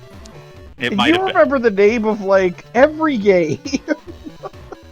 I need you to understand how generic this PS1 helicopter game was. Oh, PS1. PS1, that wouldn't be Desert Strike. That would be Jungle Strike, maybe? I'm not sure. Desert Strike rules, though. I remember watching my brother. It's a sick game. It's 3D, awesome. man. Yeah, hell yeah. Yeah, no, that is... Yeah. I have very few waiting in line stories like that, but there was one time when a dude, like at the Wawa I was at, where I was buying beer and the sandwich, said he was going to was suddenly seized with the spirit of generosity and said he was going to buy everybody in line behind him's meals. And and I was standing right behind him, and he just said, "What do you have?" And I'm like, 6-pack and the sandwich. And he then spent 15 minutes trying to figure out the logistics of everyone behind me, and I just went over to self-checkout and paid myself and left because I felt awkward and bad being a part of this. Would have been a lot of fun if not for math. I found the full lyric sheet for Infogrames Rocks My World. Hell yeah. Is it the original paper that somebody scribbled the No, this is someone actually studio? listening to it long enough to transcribe it. That's valid, but also slightly cheaper. There's NASCAR Heat, Punkatown. Stuntman makes my hair spin round. Beachhead Transferal 35. Unreal Tournament, Test Drive. Survivor, Civilization. Superman Saves the Nation. NSYNC Hotline, Dragon Ball. Alone in the Dark, and That's Not All. Not all. Rocks My World. Entertainment, Rocks My World. Infogrames. Infogrames is innovation. The power of imagination.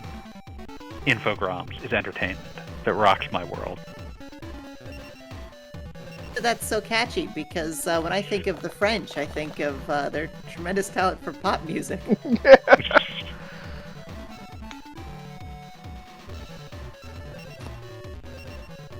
It's not as good as the Burning Rangers theme, which sneaks in Sonic Team's name.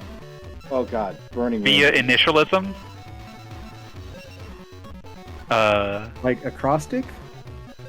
Yeah, there is a point where you can hear the phrase, "Sight of night I cheer to embrace a magic." Beautiful. Good for them. Hell yeah. Burning Ranger. I love terrible initialisms. I adore them. And that's why we should all love Burning Rangers. Hell yeah. I dig giant Burning Rangers. Chicks dig Burning Rangers. We dig Burning Rangers. What if Firefighters but the future? Also platforming for some reason. That sounds like the best video game ever made, being perfectly Guess what? honest. It's Burning Rangers, motherfucker. Oh, damn. Can't believe it. I'm a big fan of firefighter games. There's not enough of them. What was your take on Roscoe McQueen? Because one of the lowest quality firefighter games ever made. Yeah, one of the lowest quality firefighter games. I can respect it. I'm more of the Firefighters 2 Pete and Danny kind of guy. Ooh, good choice. What if Fire Gal was like a recent game? Is that any good? I keep seeing it on sale. I haven't seen that one yet. It's by the Worms, or published by the Worms devs. I'm sure it wasn't by. Yeah, Team 17 can. Oh, my favorite. I need to tell my favorite Team 17 story, which is tell me. a bad Team 17 story, but also a good one. Deganos. Which is, what's that? Deganos. I'm just trying to practice more. That's all. So, Team 17 a few years ago was very excited to explain to you about their new fucking Worms NFTs or whatever. Ugh. And one of their partners, a bunch of former Rareware employees that had created a company called Platonic, responded by essentially tweeting at them that if they continued with this shit, we will sever all ties with you. Alright, that's hilarious. That actually owned. But yeah, also a big fan of Firefighter FD18, Konami's PlayStation 2 firefighter game that has boss fires that you have to put out, despite being in a semi-realistic world. There is incredible bad overacted dialogue about how angry that fire looks. Beautiful. Love it. This is what we want.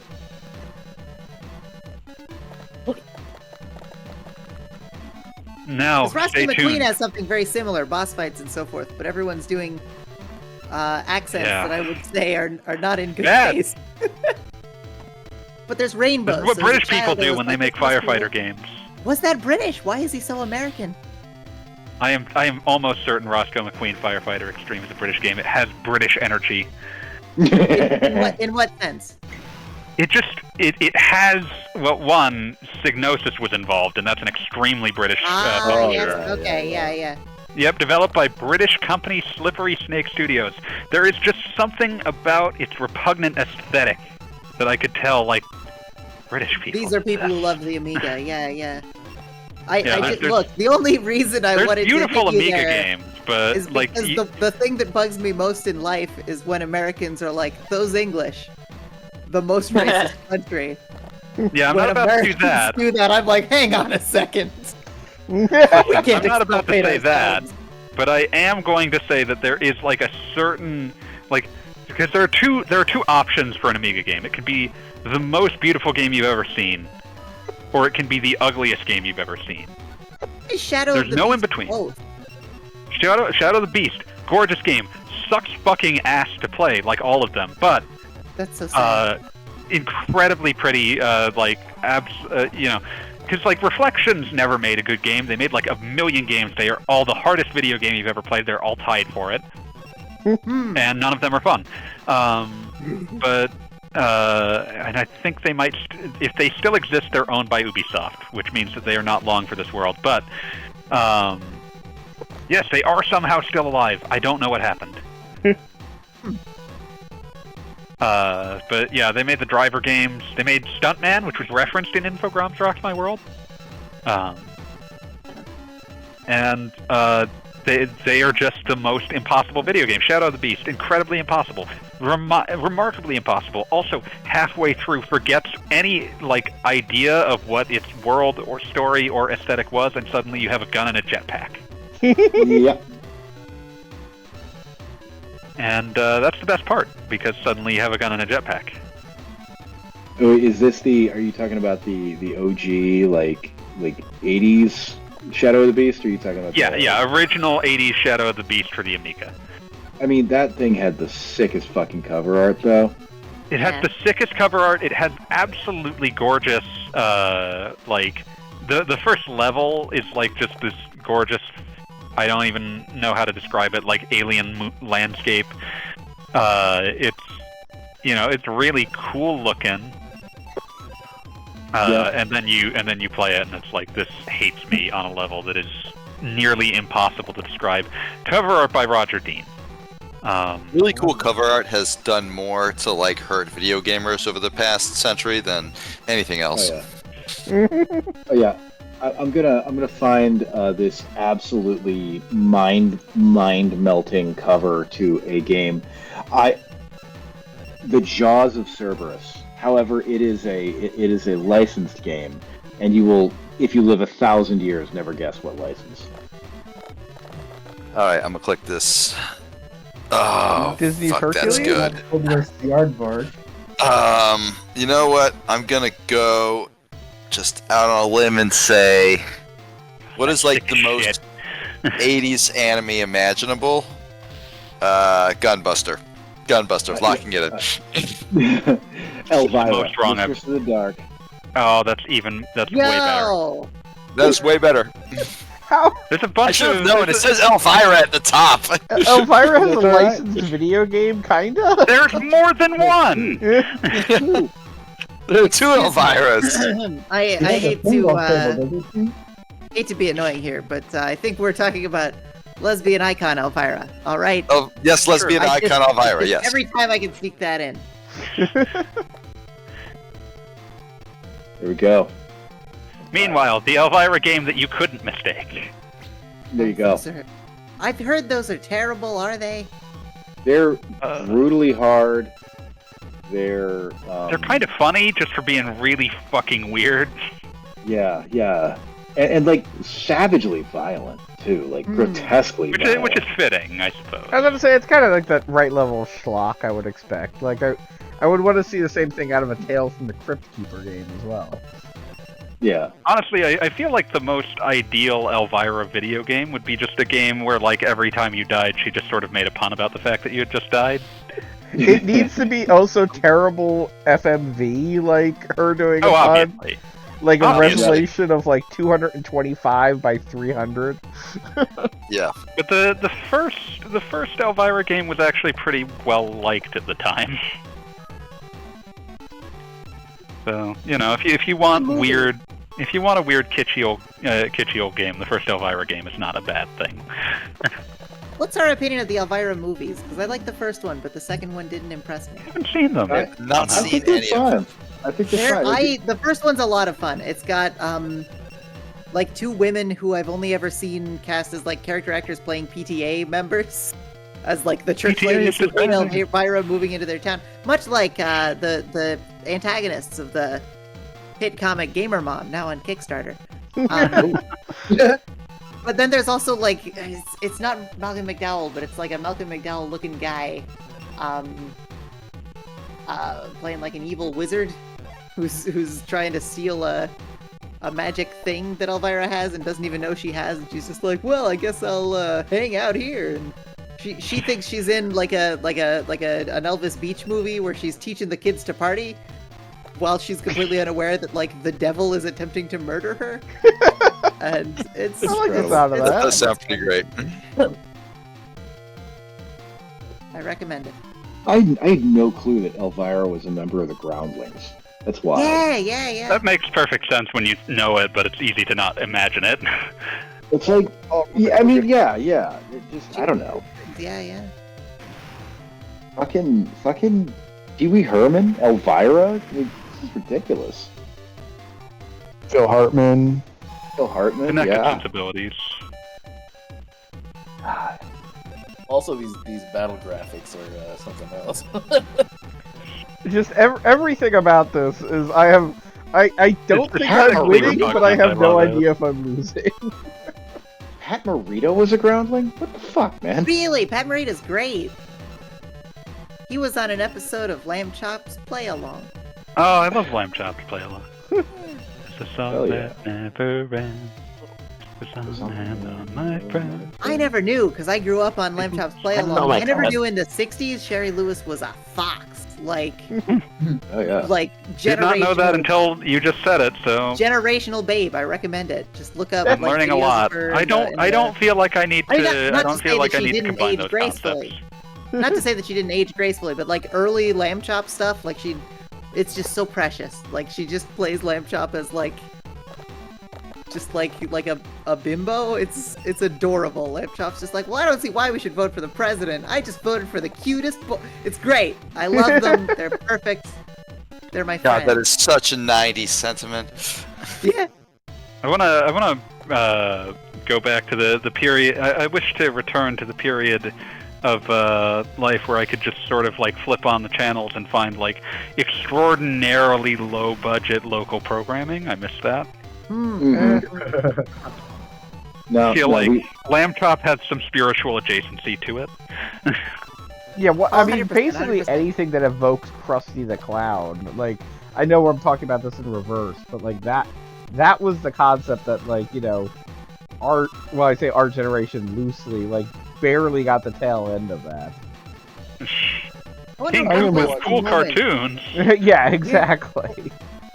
I remember I wonder- Bozo the Cop or Bozo the Clown at WGN. A Oh, yeah. licensed bozo. I remember my kids. You know, they saw the Super Mario movie. Yeah, the recent one, not the good one. Thank you very much. We've come full circle. I'd like you to know. Deja vu. We were having this discussion of the power of the live action Super Mario movie before the stream started. They do I'm not so make happy them you- that they used to. That is just I was mentioning I love that film because it takes like a truly unhinged mind to look at the original Super Mario Brothers and be like, yeah, cyberpunk world. fucking do. But they're like, oh yeah, we want to watch the Mario cartoon. What is Mario cartoons every fucking time? Like, no, you guys don't understand. Like, this is bad. This is truly bad. This is dreadful. Like wretched. Like a form of child abuse in its in a very real sense. So like finally they're like, no, we don't care. We don't care if it's bad. We'll watch it. We promise. Like this will be our show. Like okay, you only get one show. You made your bed and there you shall lie. And it opens up and there's Captain Lou Albano, and there's the only fun part. Exactly, and there's the guy they got to play Luigi, who is like Danny Wells, yes. Yep. And like the entire, I don't know if you've seen the first episode of the Super Mario Brothers Super Show lately, but the entire joke around the first like skit with these guys is that they hire a young hot bimbo plumber and they both want to fuck her. And that's really off-putting. That is upsetting, yeah. And my children watch this for about 90 seconds, like, we don't want to watch this anymore. You guys know you don't get another show, right? We just don't want to watch it anymore. I would just rather it be gone. I don't care. I regret my actions. Please make it stop. And then we went on. God, what was I going to say about it? Okay, so a friend of mine currently has an 11-year-old and an 8-year-old. And he and I, we've been friends since high school. We went to see the new Looney Tunes movie. And we very much enjoyed it. And so then... Sorry, the what now?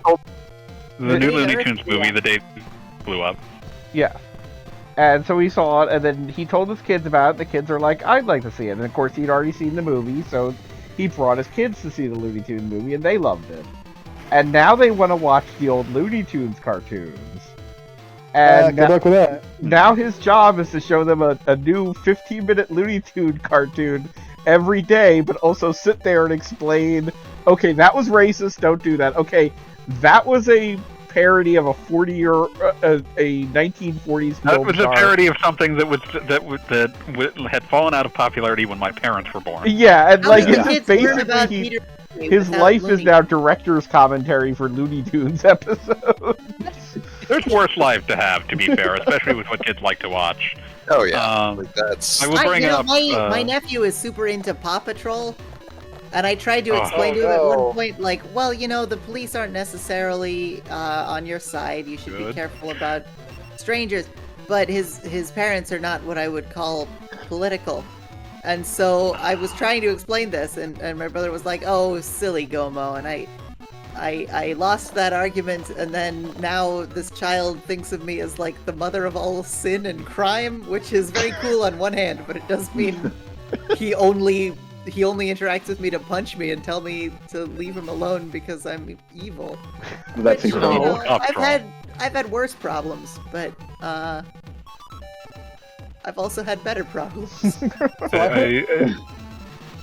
I parsed Paw Patrol with paws in the wrong section, and I thought it was Papa Troll. And I was like, is that Nerfs or Moomins? This is Hugo. Ah, Moomin! Moomin! So I will bring up for the day the Earth blew up in Joyers that distributor has also picked up Coyote vs. Acme. Yay! Oh yeah, I'm excited about that one. Yeah, and I will say, if you have an opportunity to see, as I keep calling it, the new Looney Tunes movie, whether it be on some streaming service possibly or still in theaters, I don't know. I'm sure it's going to be on streaming very soon. Yeah, but one way or the other, I highly recommend it. It is, the entire movie, I have to say, like, amazes me that it exists. Like, the most positive word of mouth I've heard in years. And it is just a Porky Pig, Daffy Duck, and Petunia Pig. That's it. Like, they don't even put, like, a Bugs Bunny cameo in there. And there, of course, isn't, like, Michael Jordan or anything. Like, it is just... amazing restraint. Yeah, amazing restraint. And, like, to the point that I am amazed that it got made at all. There's even an alien character that is not Marvin the Martian. Is it already like available or whatever? I mean, I saw it in theaters. In theaters, you might still see it in a few theaters. Yeah, I saw it in theaters in 2 theaters? weeks ago. Like, or do you mean in theaters? Wait, how long ago did the whole rights thing happen? Was that long ago, or? Day the Earth Blew Up is not the same thing as Coyote versus Acme. Oh, okay. Yeah, okay, no. okay. No, the day the Earth blew up, yeah, it came out. Oh god, I gotta see that. A couple weeks 3 ago. weeks ago. I gotta see this while I still have the chance. This To looks absolutely zero marketing. Yeah, zero market, and also I will state that it is appropriate for children of all ages. Like it is not Mario and Luigi want to fuck a random bimbo that showed up. It is that. I'm so happy about that. It is just straight up. I am going to. Okay. Go ahead. Well, I was just going to say the only thing that's remotely adult is I will spoil this as a hilarious bit where Porky Pig finds Petunia Pig to be very attractive despite the fact that she is Petunia Pig. And it is played hilariously, like she is squeaking across the diner floor and Porky Pig is like, oh my god, I've never wanted anything more in my life. That's incredible. I'm down with that. I'm down with that. No, I want to see that very bad. Yeah, highly also, recommended. I was gonna say, no complaints. If you ever get the chance, actually, not to get the chance. If you're ever forced to watch the OG Paw Patrol movie, it is implied that the dog who becomes the cop was a homeless teenager. That's the darkest satire I've ever heard in my life. That's up there. It's implied. It's implied he has a lot of trauma from his time living on the streets. My wife and I believe that it is implied that he was a prostitute. What?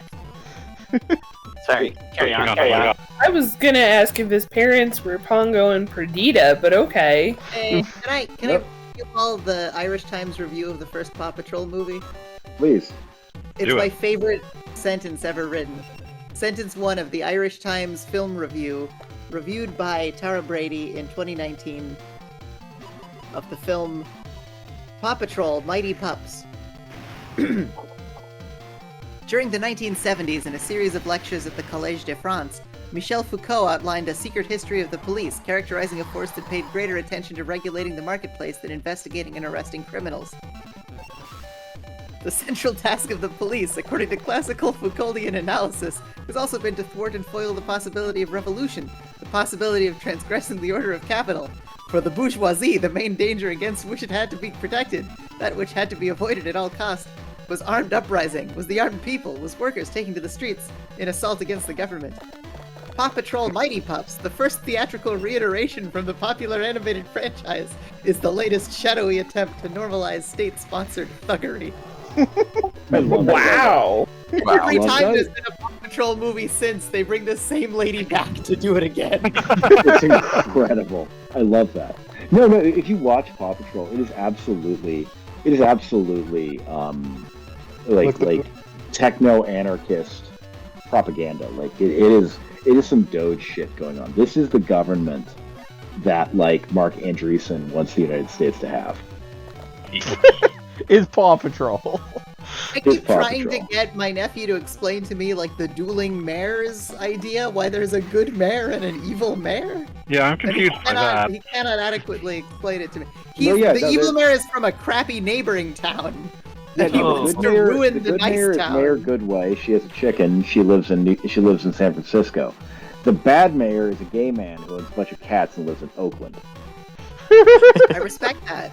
I'm already on his side a lot more. In the motion picture, he takes over New York City and nearly destroys it by trying to what is the word here? But trying to use propaganda to cover up climate change. We stand. Frankly, we stand. I'm thinking about the Mario Brothers movie again. Which one? I'm just the good one. With Mojo. Because I'm thinking about it in contrast to the cartoons, which are of a relatively similar vintage, where like the cartoons were made by people who cared nothing for what they were creating. Yeah. They simply existed. The film was made by people who had extraordinarily strange opinions about what that film should be, but extraordinarily strong ones. Because you like, I think a lot about the book Game Over, which was a book about Nintendo, written by someone who had an unprecedented amount of access to them in their late 80s heyday. Basically just like a journalist trying to be like, what the fuck is this thing that kids are buying all this shit? And briefly goes into the deal that was struck to make that film happen, making it clear that they rejected a whole bunch of much more normal pitches. They picked the weird cyberpunk Mario. Correct. Hell yes. And you know what? I respect that. That is an unforgettable and extraordinarily strange film with extremely unique aesthetics. So it's the opinion of chat that if your Super Mario Brothers movie don't have Mojo Nixon, then your film could use some fixing? Yes. Yes. You cannot cut funding for Mojo Nixon. You will regret this. As a child, I was extremely perturbed by Mojo Nixon getting like de-evolved into a lizard man. He seems sappy about it. Yeah, but I think we'd all rather wrong. have smaller brains. Listen, it still felt like, you know, you should probably fix him. Oh yeah, they never do. They don't. He is dancing as a Goomba at the end of the film. I would love it if they filmed one shot in the credits where like they re-evolve him and then he's like, no, put me back in the machine, man. That was so nice. Put me back. This was awesome. Like, it was the longest head trip you've ever seen. The extremely strange-looking effect of his head elongating as he devolves, like, was so off-putting to me as a child. They're upsetting looking heads. Why am I looking at Caliscrub playing Potemkin instead of Venom? I was curious about it. because it's April 1st, like the conceit is it's a random select tourney. Oh, Are you okay. both randomed to Potemkin? So are we doing multiple streams now? I wasn't clear. Callie always does counter-programming. Yeah, we all are here for Gogglebob suffering, but occasionally Caliscrub will deliver us from that misery with Guilty Gear. We exist to make sure that Caliscrub, that Gogglebob feels awful about everything that he's participating in. Yeah, we try really hard. It's very important. I don't know if we're trying that hard because it took all this time for us to acknowledge that it was happening at all, and I feel That's like part if of it. you're It's very engaging important. in an act of bullying that no one notices, then you're functionally just a good friend. Well, think of it this way: like Gogglebob thinks we're all like watching him, and then it turns out none of us were. Like we're like we didn't even break conversation. A key part of abuse is often neglect. Yeah. Can confirm. Oh, ouch. Ooh. Been there. But yeah. This is I'm gonna be real with you. I really wanted you to play one of the really fucked up Yu-Gi-Oh games. I mean, what else on here is really fucked up? You keep refusing to play. You keep refusing to play goddamn Duelist of the Roses. Well, that is on a different system. And it's in your room anyway. Yeah, it's all the way. Like you can't see it, but I'm reaching my arm over, and it is clearly double the length of my arm. Oh no! Stand up and get it. Stand up. Clearly. Abby, how long is the Kickstarter going on? Until April 19th. Okay, so we still have next week. Do you want to play Duelist of the Roses then? I don't know if I'll be able to make it, but I mean I think Bob should play something that is fun and enjoyable. I and mean, understand next week I'll probably be playing more Tony Hawk. Well, Tony Hawk is a kind of skateboarding is a kind of game. I feel like Gamer Mom. Whoa! All right, I got part of the other tradition is that I always dip early. So maybe. Have a good night, It Abby. was a pleasure meeting you. Good luck out Likewise. there. Que tengas un buen día. Wait a minute. Have a good day. This is a person But we do spoken not like a already magic know spell. through. This is something we don't actually already know. I don't actually already know through talking time. I'm fucking shocked and chagrined over here, like legit, rocked to my very core. Oh come on, Avy, this has happened like 8 times. I don't know what I'm gonna do. Infogrames has rocked AV's world. Yeah, shattered man sitting here before you today, and I don't even have a fucking armrest to lean on here. This is dark. Good night. Good luck in the chair. The poor chair. While you were gaming, Gogglebob, like a fool, I was creating a Blue Sky thread of stupid death generator edits, and I now have Joe D, Shakewell, reciting the lines to Rancid's sidekick to me. So my night has been very productive, unlike yours. Yay. Very proud of everyone. Abby, how's the Kickstarter doing? Have we raised $3,000 from just tonight? Let me check. Let me check how we're doing. Any dollars? We donated, I think. We have a backer. This a beat. stream has gotten us. Okay, well, I don't know if it counts. I did not want to acknowledge that the stream has fewer people watching it than are on this call. That's normal. Yeah, This that knowledge Frequently the case. No, that's no. cavernously depressed. We're not like a top 10 Twitch like personalities by any stretch. Because it seems to me that what happened, Bob, is you said this will help you to promote your Kickstarter to my audience, and it seems to me that what happened instead is that this is promoted by Kickstarter to Beat. to your friends. And it seems I to me... assumed His that you friends were. are I his assumed audience. that you were. Yeah, that's Gogglebob's assumed entire that you audience. had It's just I us. assumed, I assumed guess you had been made clear that like there was no one going to watch this. Oh, Bob. Bob, did you? Were there false pretenses involved here? I feel I didn't no, at any point Bob was imply very that there friendly. were that I many. filled in. It's on me. It's on me. No, it's on Bob. Oh no, Some Bob's I was just trying to be as silly as I could. I will We will state not that punish Bob like in we this get incident. upwards of 20 people who watch the YouTube. Oh. So we'll get this up next week or something. Get this up quickly. In the meantime, I am tweeted your Kickstarter, and maybe one of my friends will see it. I'm doing my part. It is an honor and a privilege just to be known.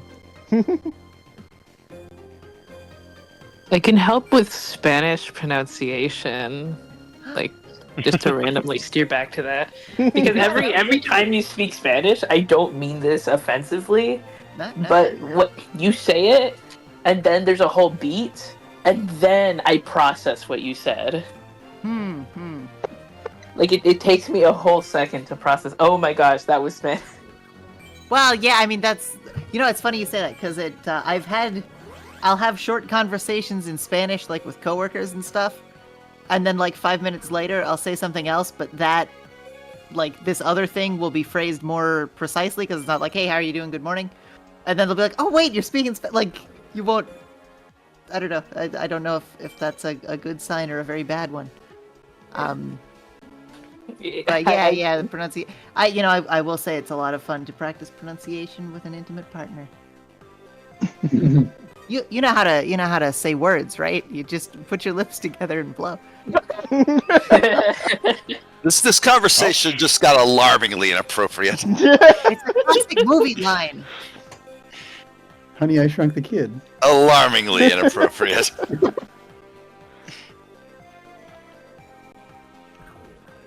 Alright, good news. I have successfully got Blue Eyes My Dragon on the field. Hey!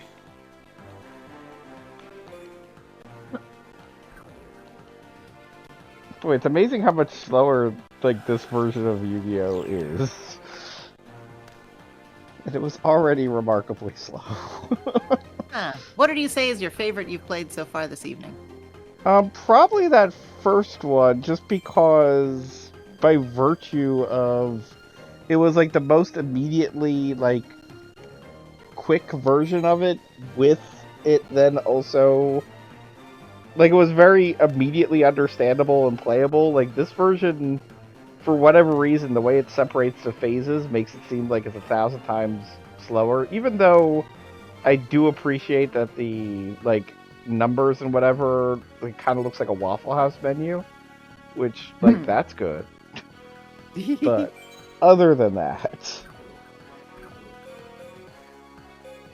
like it's kind of amazing, even playing the Game Boy version, how like I'm sure people wanted to keep playing these for the purpose of like getting the latest game or whatever, but it really feels like you need at most one Yu-Gi-Oh game and that's it. I think you nailed the reason I haven't understood the purpose of these games. Yeah. I guess the Capsule Monsters one and the Dice Monsters, at least they're different structures. Yeah, and that one was completely, I had no idea what was happening at any time. They did like 2 different minis games, like with actual released minis for Yu-Gi-Oh, and I never got either of them. And there was a Pokemon minis game, I think. And those are, of course, like $1 million if you want to pick them up now in the resale market. And it just makes me sad. Minis are great. I used to collect the Digimon minis, and I think that's a big part of why I have so many fond memories of Digimon. Miniatures are cool. I can only assume that you can only sell hand-painted minis in shops because of sweatshop conditions, but that's true of many things, sadly. Yeah, you should just sell them unpainted, paint them yourselves. Unfortunately, my exposure to Digimon as a child was playing Digimon World on the PlayStation 1, which is a garbage fire. How dare you? Fuck that game. I will fight it.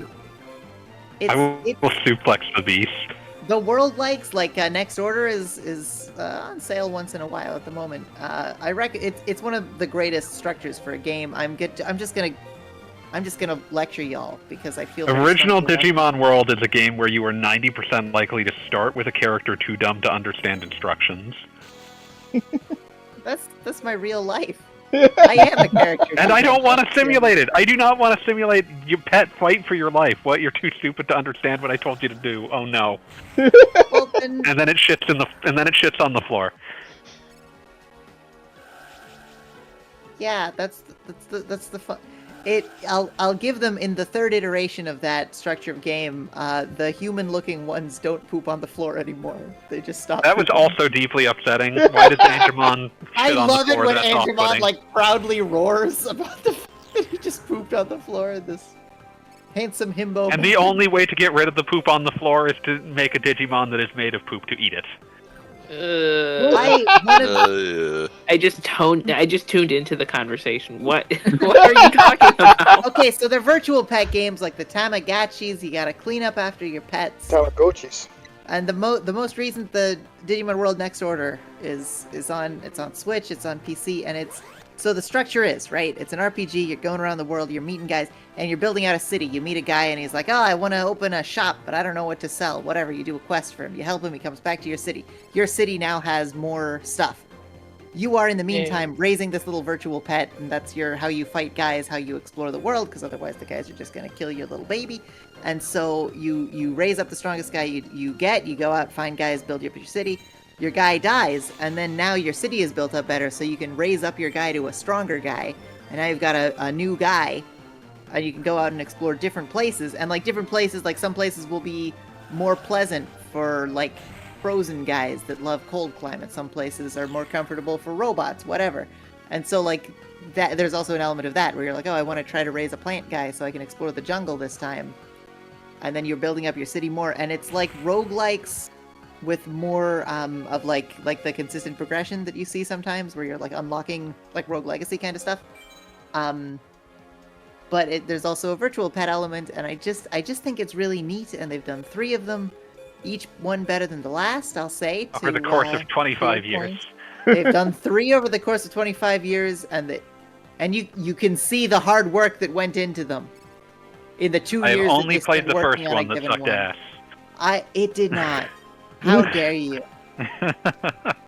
It filled my childhood with adventure and excitement. It filled my childhood with what crime did I commit that God would curse me to rent this? How dare you? Digimon World is it's a girl's dream of adventure, in the form of a video. One day you go through the rain. One day you feed on a tree frog. This ordeal, right? A trial to survive. Till the day you see new life.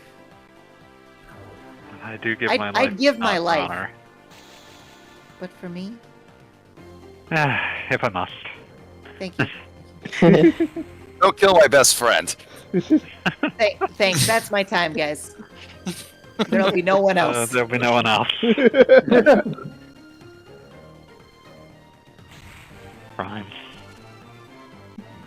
Okay, so if this battle ever ends, this is the end of the night, because my opponent has some sort of ridiculous, setup where they're being healed constantly. How are you losing to a heal myself?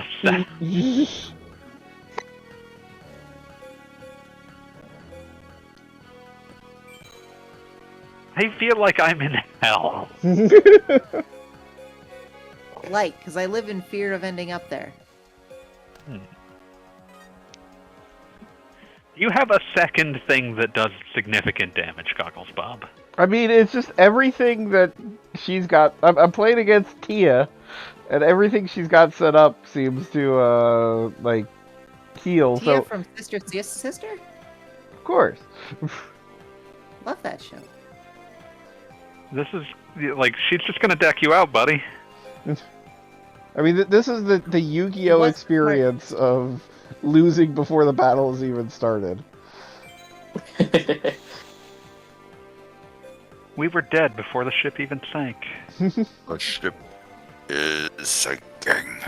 Ship is sinking. I'm unhappy looking at this. As you should be. Why did you not summon anything? Because I've got this trap card, Narrow Pass, that... yeah, it's only 2 cards are allowed while this card remains on the field, and I don't know if I can make it go away. Why didn't you play it? I don't know! It was there! I want the other characters to destroy it, but it's still there. You did this to yourself! Bob, as I understand it, there's a perfectly simple way to get out of this. Continuous, it's not leaving. Put your hand on something gross, and then do the card that makes your opponent have to shake hands with you. That's a 2-card combo. Fill your hand with the vile germs. I think that'll work. I'm picturing somebody show up for a Yu-Gi-Oh! Tournament with, a bucket of slop, and just everyone's okay, I know what's happening here. So I feel like I never see the word slop enough in my day-to-day life. It's a great word. I hear slop too much in my day-to-day life. I'm very sorry to hear it. Allow me to myself envious. Allow me to give the full text of that card, which is called Yujo Friendship. Offer your opponent a handshake. Yujo means friendship in Japanese. Yep. Abby means friendship. That's why Yugi and Jonochi have those as the first syllables of their names. I see. Offer your opponent a handshake. If they accept your handshake, each player's life points become half the combined life points of both players. If you have Unity in your hand and show it to your opponent, they must accept the handshake. GG, shake my hand. Damn. I enjoy the reverb you have in your room immensely. Callie lives in a spacious building. I'm very happy to hear that. It couldn't happen to a nicer guy, honestly. Bruce. Oh, hey, Hortican just showed up some time ago. Yeah, a couple seconds ago they put in "It's time to duel." Duel. Is there a condition in Yu-Gi-Oh! If you get too many life points in the game? No, this deck works by making you deck out. That is its only win condition. Man-eater bug. Goggle Bob, I think there's an easy solution to this. You have Go to put on. your trust in cards.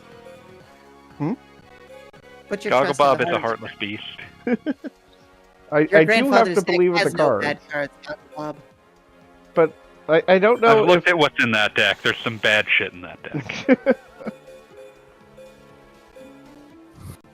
I don't know if what like this is not the deck my grandfather gave me. This is just the deck the game gave me. So I just don't believe. Oh well, in in that it case, as you're much. doomed. You're doomed. Yeah. Give up. Yeah. Just stop. I've got a zombie shark and Blue Eyes White Dragon, which I've been told Blue Eyes White Dragon. Does Blue Eyes White Dragon actually ever win? It actually won the world tournament in like 2016. Hey. Yeah, and like the world tournament Yu-Gi-Oh format is extremely funny because English and Japanese Yu-Gi-Oh don't have the same ban list, and the world tournament doesn't have the same ban list as either. So everyone has to fire up some really weird decks, and in 2016, Blue Eyes White Dragon did win. Pretty happy to hear that. Good job on the old White Dragon. The Hey, cards Prince Hortkin, that have which you feeds looked on up license Gamer plate. Mom on Kickstarter? Sorry. Go right ahead. The mom who games. Thank you so much for understanding the tone in which this subtitle must be read. Prince Hordkin, I think you should look up Gamer Mom on Kickstarter. I think you'll get a kick out of it. You might not, in which case I apologize in advance. Oh, thank you, Beat. Anytime. Beat's a helpful boy. My favorite skeleton. We all make the effort. Eat shit, Jack. You fucked nerd. Can I tell you the stupidest inside joke that no one else will appreciate? Yes. Okay. Thank you. So I was on the phone with my girlfriend and I saw a shooting star, which I've never seen before in my life. I am aware that probably means one of those Starlink Battle for Atlas satellites is burning in the atmosphere, as I understand it. Well, that makes me happy too. Anyway, largely. Yeah, and as a result, I decided to do a bit where I'm pretending that I'm getting the words for star and skeleton confused, Estrella and Esqueleto.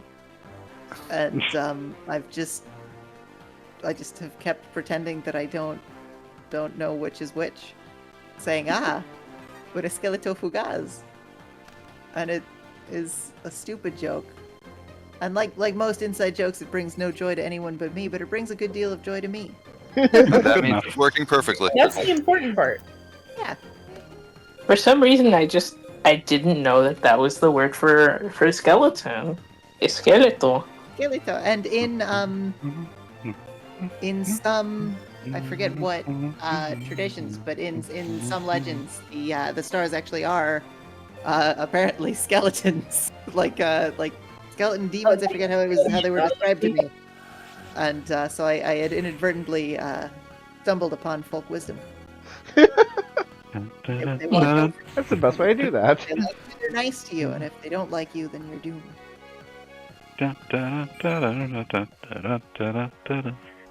So just think Esqueleto is a very fun word to say. It is a very cool word.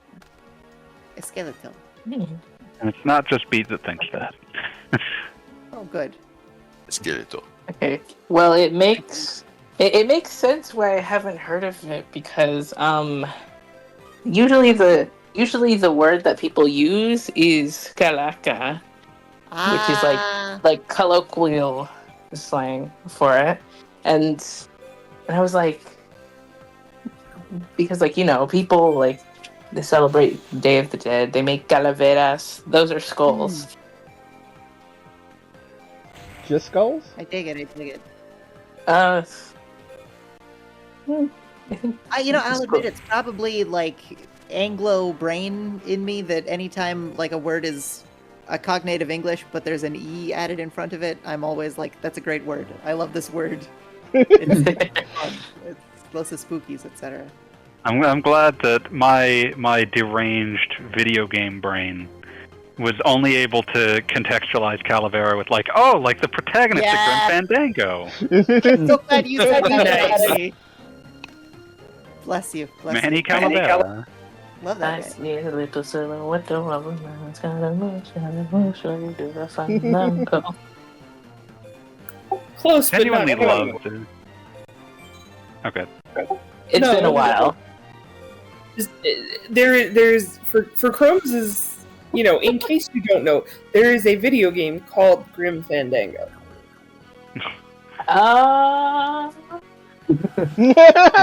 Sounds familiar. We do occasionally have to explain these things. I thought that my prefacing that with my video game brain associates it with would clarify, but yes. Grim Fandango is a puzzle solving adventure game where you play as a undead travel agent / Grim Reaper named Manuel Calavera, and you're just you are solving puzzles over the course of 5 Days of the Dead to figure out why you cannot make your way to the afterlife. Okay, but it's like a noir skeleton game. Yeah, I looked it up. I'm vaguely familiar with it only because someone that I used to be mutuals with on Twitter was obsessed with it and had it as their whole layout. Los juegos del esqueleto. Skeleton games. But yeah, I fucking Yeah, well, yes. I love the look of Grim Fandango, where they sort of looked at primitive early 3D and were like, this kind of looked like, sort of, that you're just sort of billboarding textures on top of very simple shapes, so they kind of looked like paper mache or something like that. It's in trying to learn 3D modeling and animation, it's very upsetting how often you'll be like, I need to stick more bones in here. Just need to break some of these bones up a little. I don't feel like I'm being kind to my little guys. My little man, he doesn't have enough bones. Please, sir, more bones. Bones for my family. Please, my bones. My bones is... I'm sure the phrase "bones for my family" is from something, but it just makes me think there must be an old nursery rhyme or something that's like "bones for my family, bones for my wife, bones for the little man who took away my life." And it's one of those like the counting games you do with jump rope, and it's like, how many bones do I have? 1, 2, 3. 3. Solomon Grundy, born on a bone day. My experience with bones being for something is bones for the bone throne and blood for the blood god. Blood for the blood god, skulls for the skull throne. Oh, is that it? Okay, so completely Bob ridiculous is somehow statement. slowly making progress. Yeah, I'm making progress. So in the longest video game ever. Completely Disgusting. ridiculous. When Pokemon Go first came out, I was basically mostly playing it by myself, and in an area... You Pokemon went to the polls. Pokemon went to the polls, of Hey. course. But I was playing in an area, for whatever reason, Krabby were the most common Pokemon.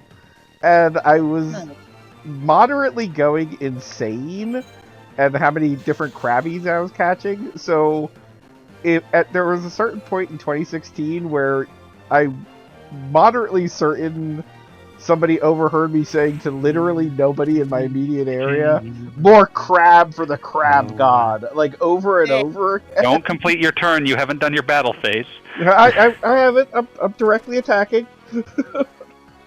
But more crab for the crab god was something I said to myself repeatedly, and I'm sure someone must have overheard it at some point, and I just wonder if that person thinks I'm insane.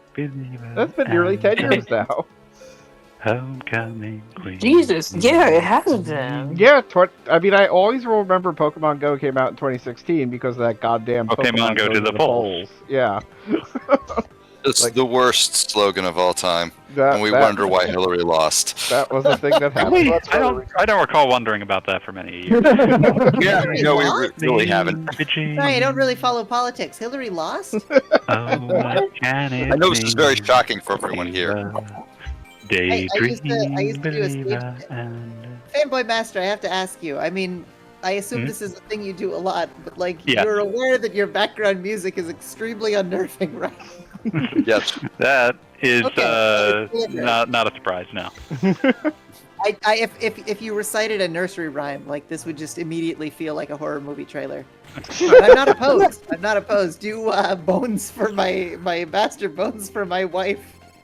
These are the bones. that I Bones need for the to little eat man now. carrying a knife. Yeah, oh, that's great. That's good. That's perfect. I am working out this trailer in my head right now. like the just general cinematography over it. It's going to be interesting. I'm envisioning like a bunch of shots of the woods and then of like really cramped, dimly lit apartment hallways that like seem to like go off into the darkness. And like a it turns out vaguely that it's just a abandoned new playground where children are playing like jump rope, but like the rope's moving a little bit too slowly for anyone to like really think about it. And then it just turns out that it's a new Leprechaun movie where he's riding a skeleton around like Master Blaster. Grandma sits on my shoulders and gives me the orders. You run this shit like Master Blaster. Who run Bartertown? Two men enter, one man leave. Two men enter, one man leave. Gogglebob, have you considered instituting a Thunderdome policy for your streams? That's kind of Bring in already two what of your happens. friends, and only one survives. Whoever logs out first is dead. You just go to their house. I mean, usually we Abby, I follow have a bad Thunderdome news. conversation When the system. stream started, there were 90 of us. Guys, We already- can we please get beyond Thunderdome? Never. Hey, Never. well done, well done. We already have a Thunderdome-based conversation system where whoever screams the loudest gets to talk about what they're talking about. I So was wondering about that. It is entirely like will-based conversation. The more you want it, whoever yeah. has the will to converse. Yeah. Believe in the heart of the conversation. I totally misheard will-based as whale-based. And, I mean, considering you were talking about whoever talks loudest, it tracks. Yeah, we're a bunch This of is a blowholes. sign that you must increase your strength. If my singing has overtaken your ability to talk, that means that you've failed to reach the baseline to be able to speak. Oh, see, this Yu-Gi-Oh game learned that once you finish a battle, you should then get a blind collection of cards. I feel like if I had pretty big lungs, so they could make some loud noise. if this had taken a fifth of the amount of time it took, it would be an inefficient way to get cards, even as a child. Alright, so that completely drained me of all Hey, Skull Serpent. desire to play Yu-Gi-Oh! Ever again. So, that's See you the end next of week the for stream. Duelists of the Roses. Hey. I am excited that a whole one person contributed. Thank you, Pete. Thank you so much. Thank I you might so I much. might It was an contribute honor. soon as well. That seems like a good cause. I'm happy to Yeah. throw $20 in its direction. Oh, bless you all. Bless you all. I hope it will be worth it. I'm sure it will be. I am endeavoring as hard as I can to make it worthwhile. There are jokes in it that I haven't spoiled yet. Jokes. There That appears make to be nice me art. Oh my gosh, Javi is like everyone I know who's worked with Javi is like, we're so glad that we met him like before his inevitable rocket to stardom. Before he where became won't have too time for any of us. expensive. Yeah. We're very stoked to have his time while he has it. Yeah. Yeah. The art is really good. He's a genius. I'm going to absorb it into my bloodstream. I'm That's a very little pleased. concerning, but okay. You wouldn't get it. You're not an artist. No, when I tried to draw as a child, like, every adult in my life was like, you should stop that, you're bad at this. And so I didn't. I did not continue. I saw one of those chain letter blue sky posts today. It was a post some art that you're proud of. And I realized that the only drawing I've ever made that I was proud of was in a Jackbox game, and I forgot to save it. Oh no! Well, on that cheery note,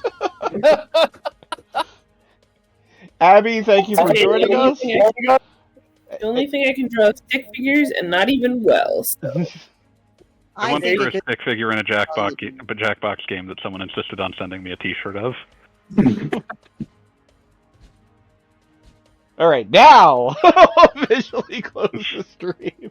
Again, Abby, thank you for joining us. Thank you so much for having me on. I hope you all have a wonderful week. And you're welcome back on any occasion, even if you're not promoting a Kickstarter. Oh, bless you, bless you. I guess I always feel like you got enough cooks in the kitchen. Well, we will give you a copy of the home game where you're expected to shout over other people over a board game or something, so you can practice and then come back. I love this. I love it. Kickstart it, man. Kickstart it. I owe you. It's called Whale Off. You'll love it. All right. Excellent work, my friends. Good night, everybody. Good night.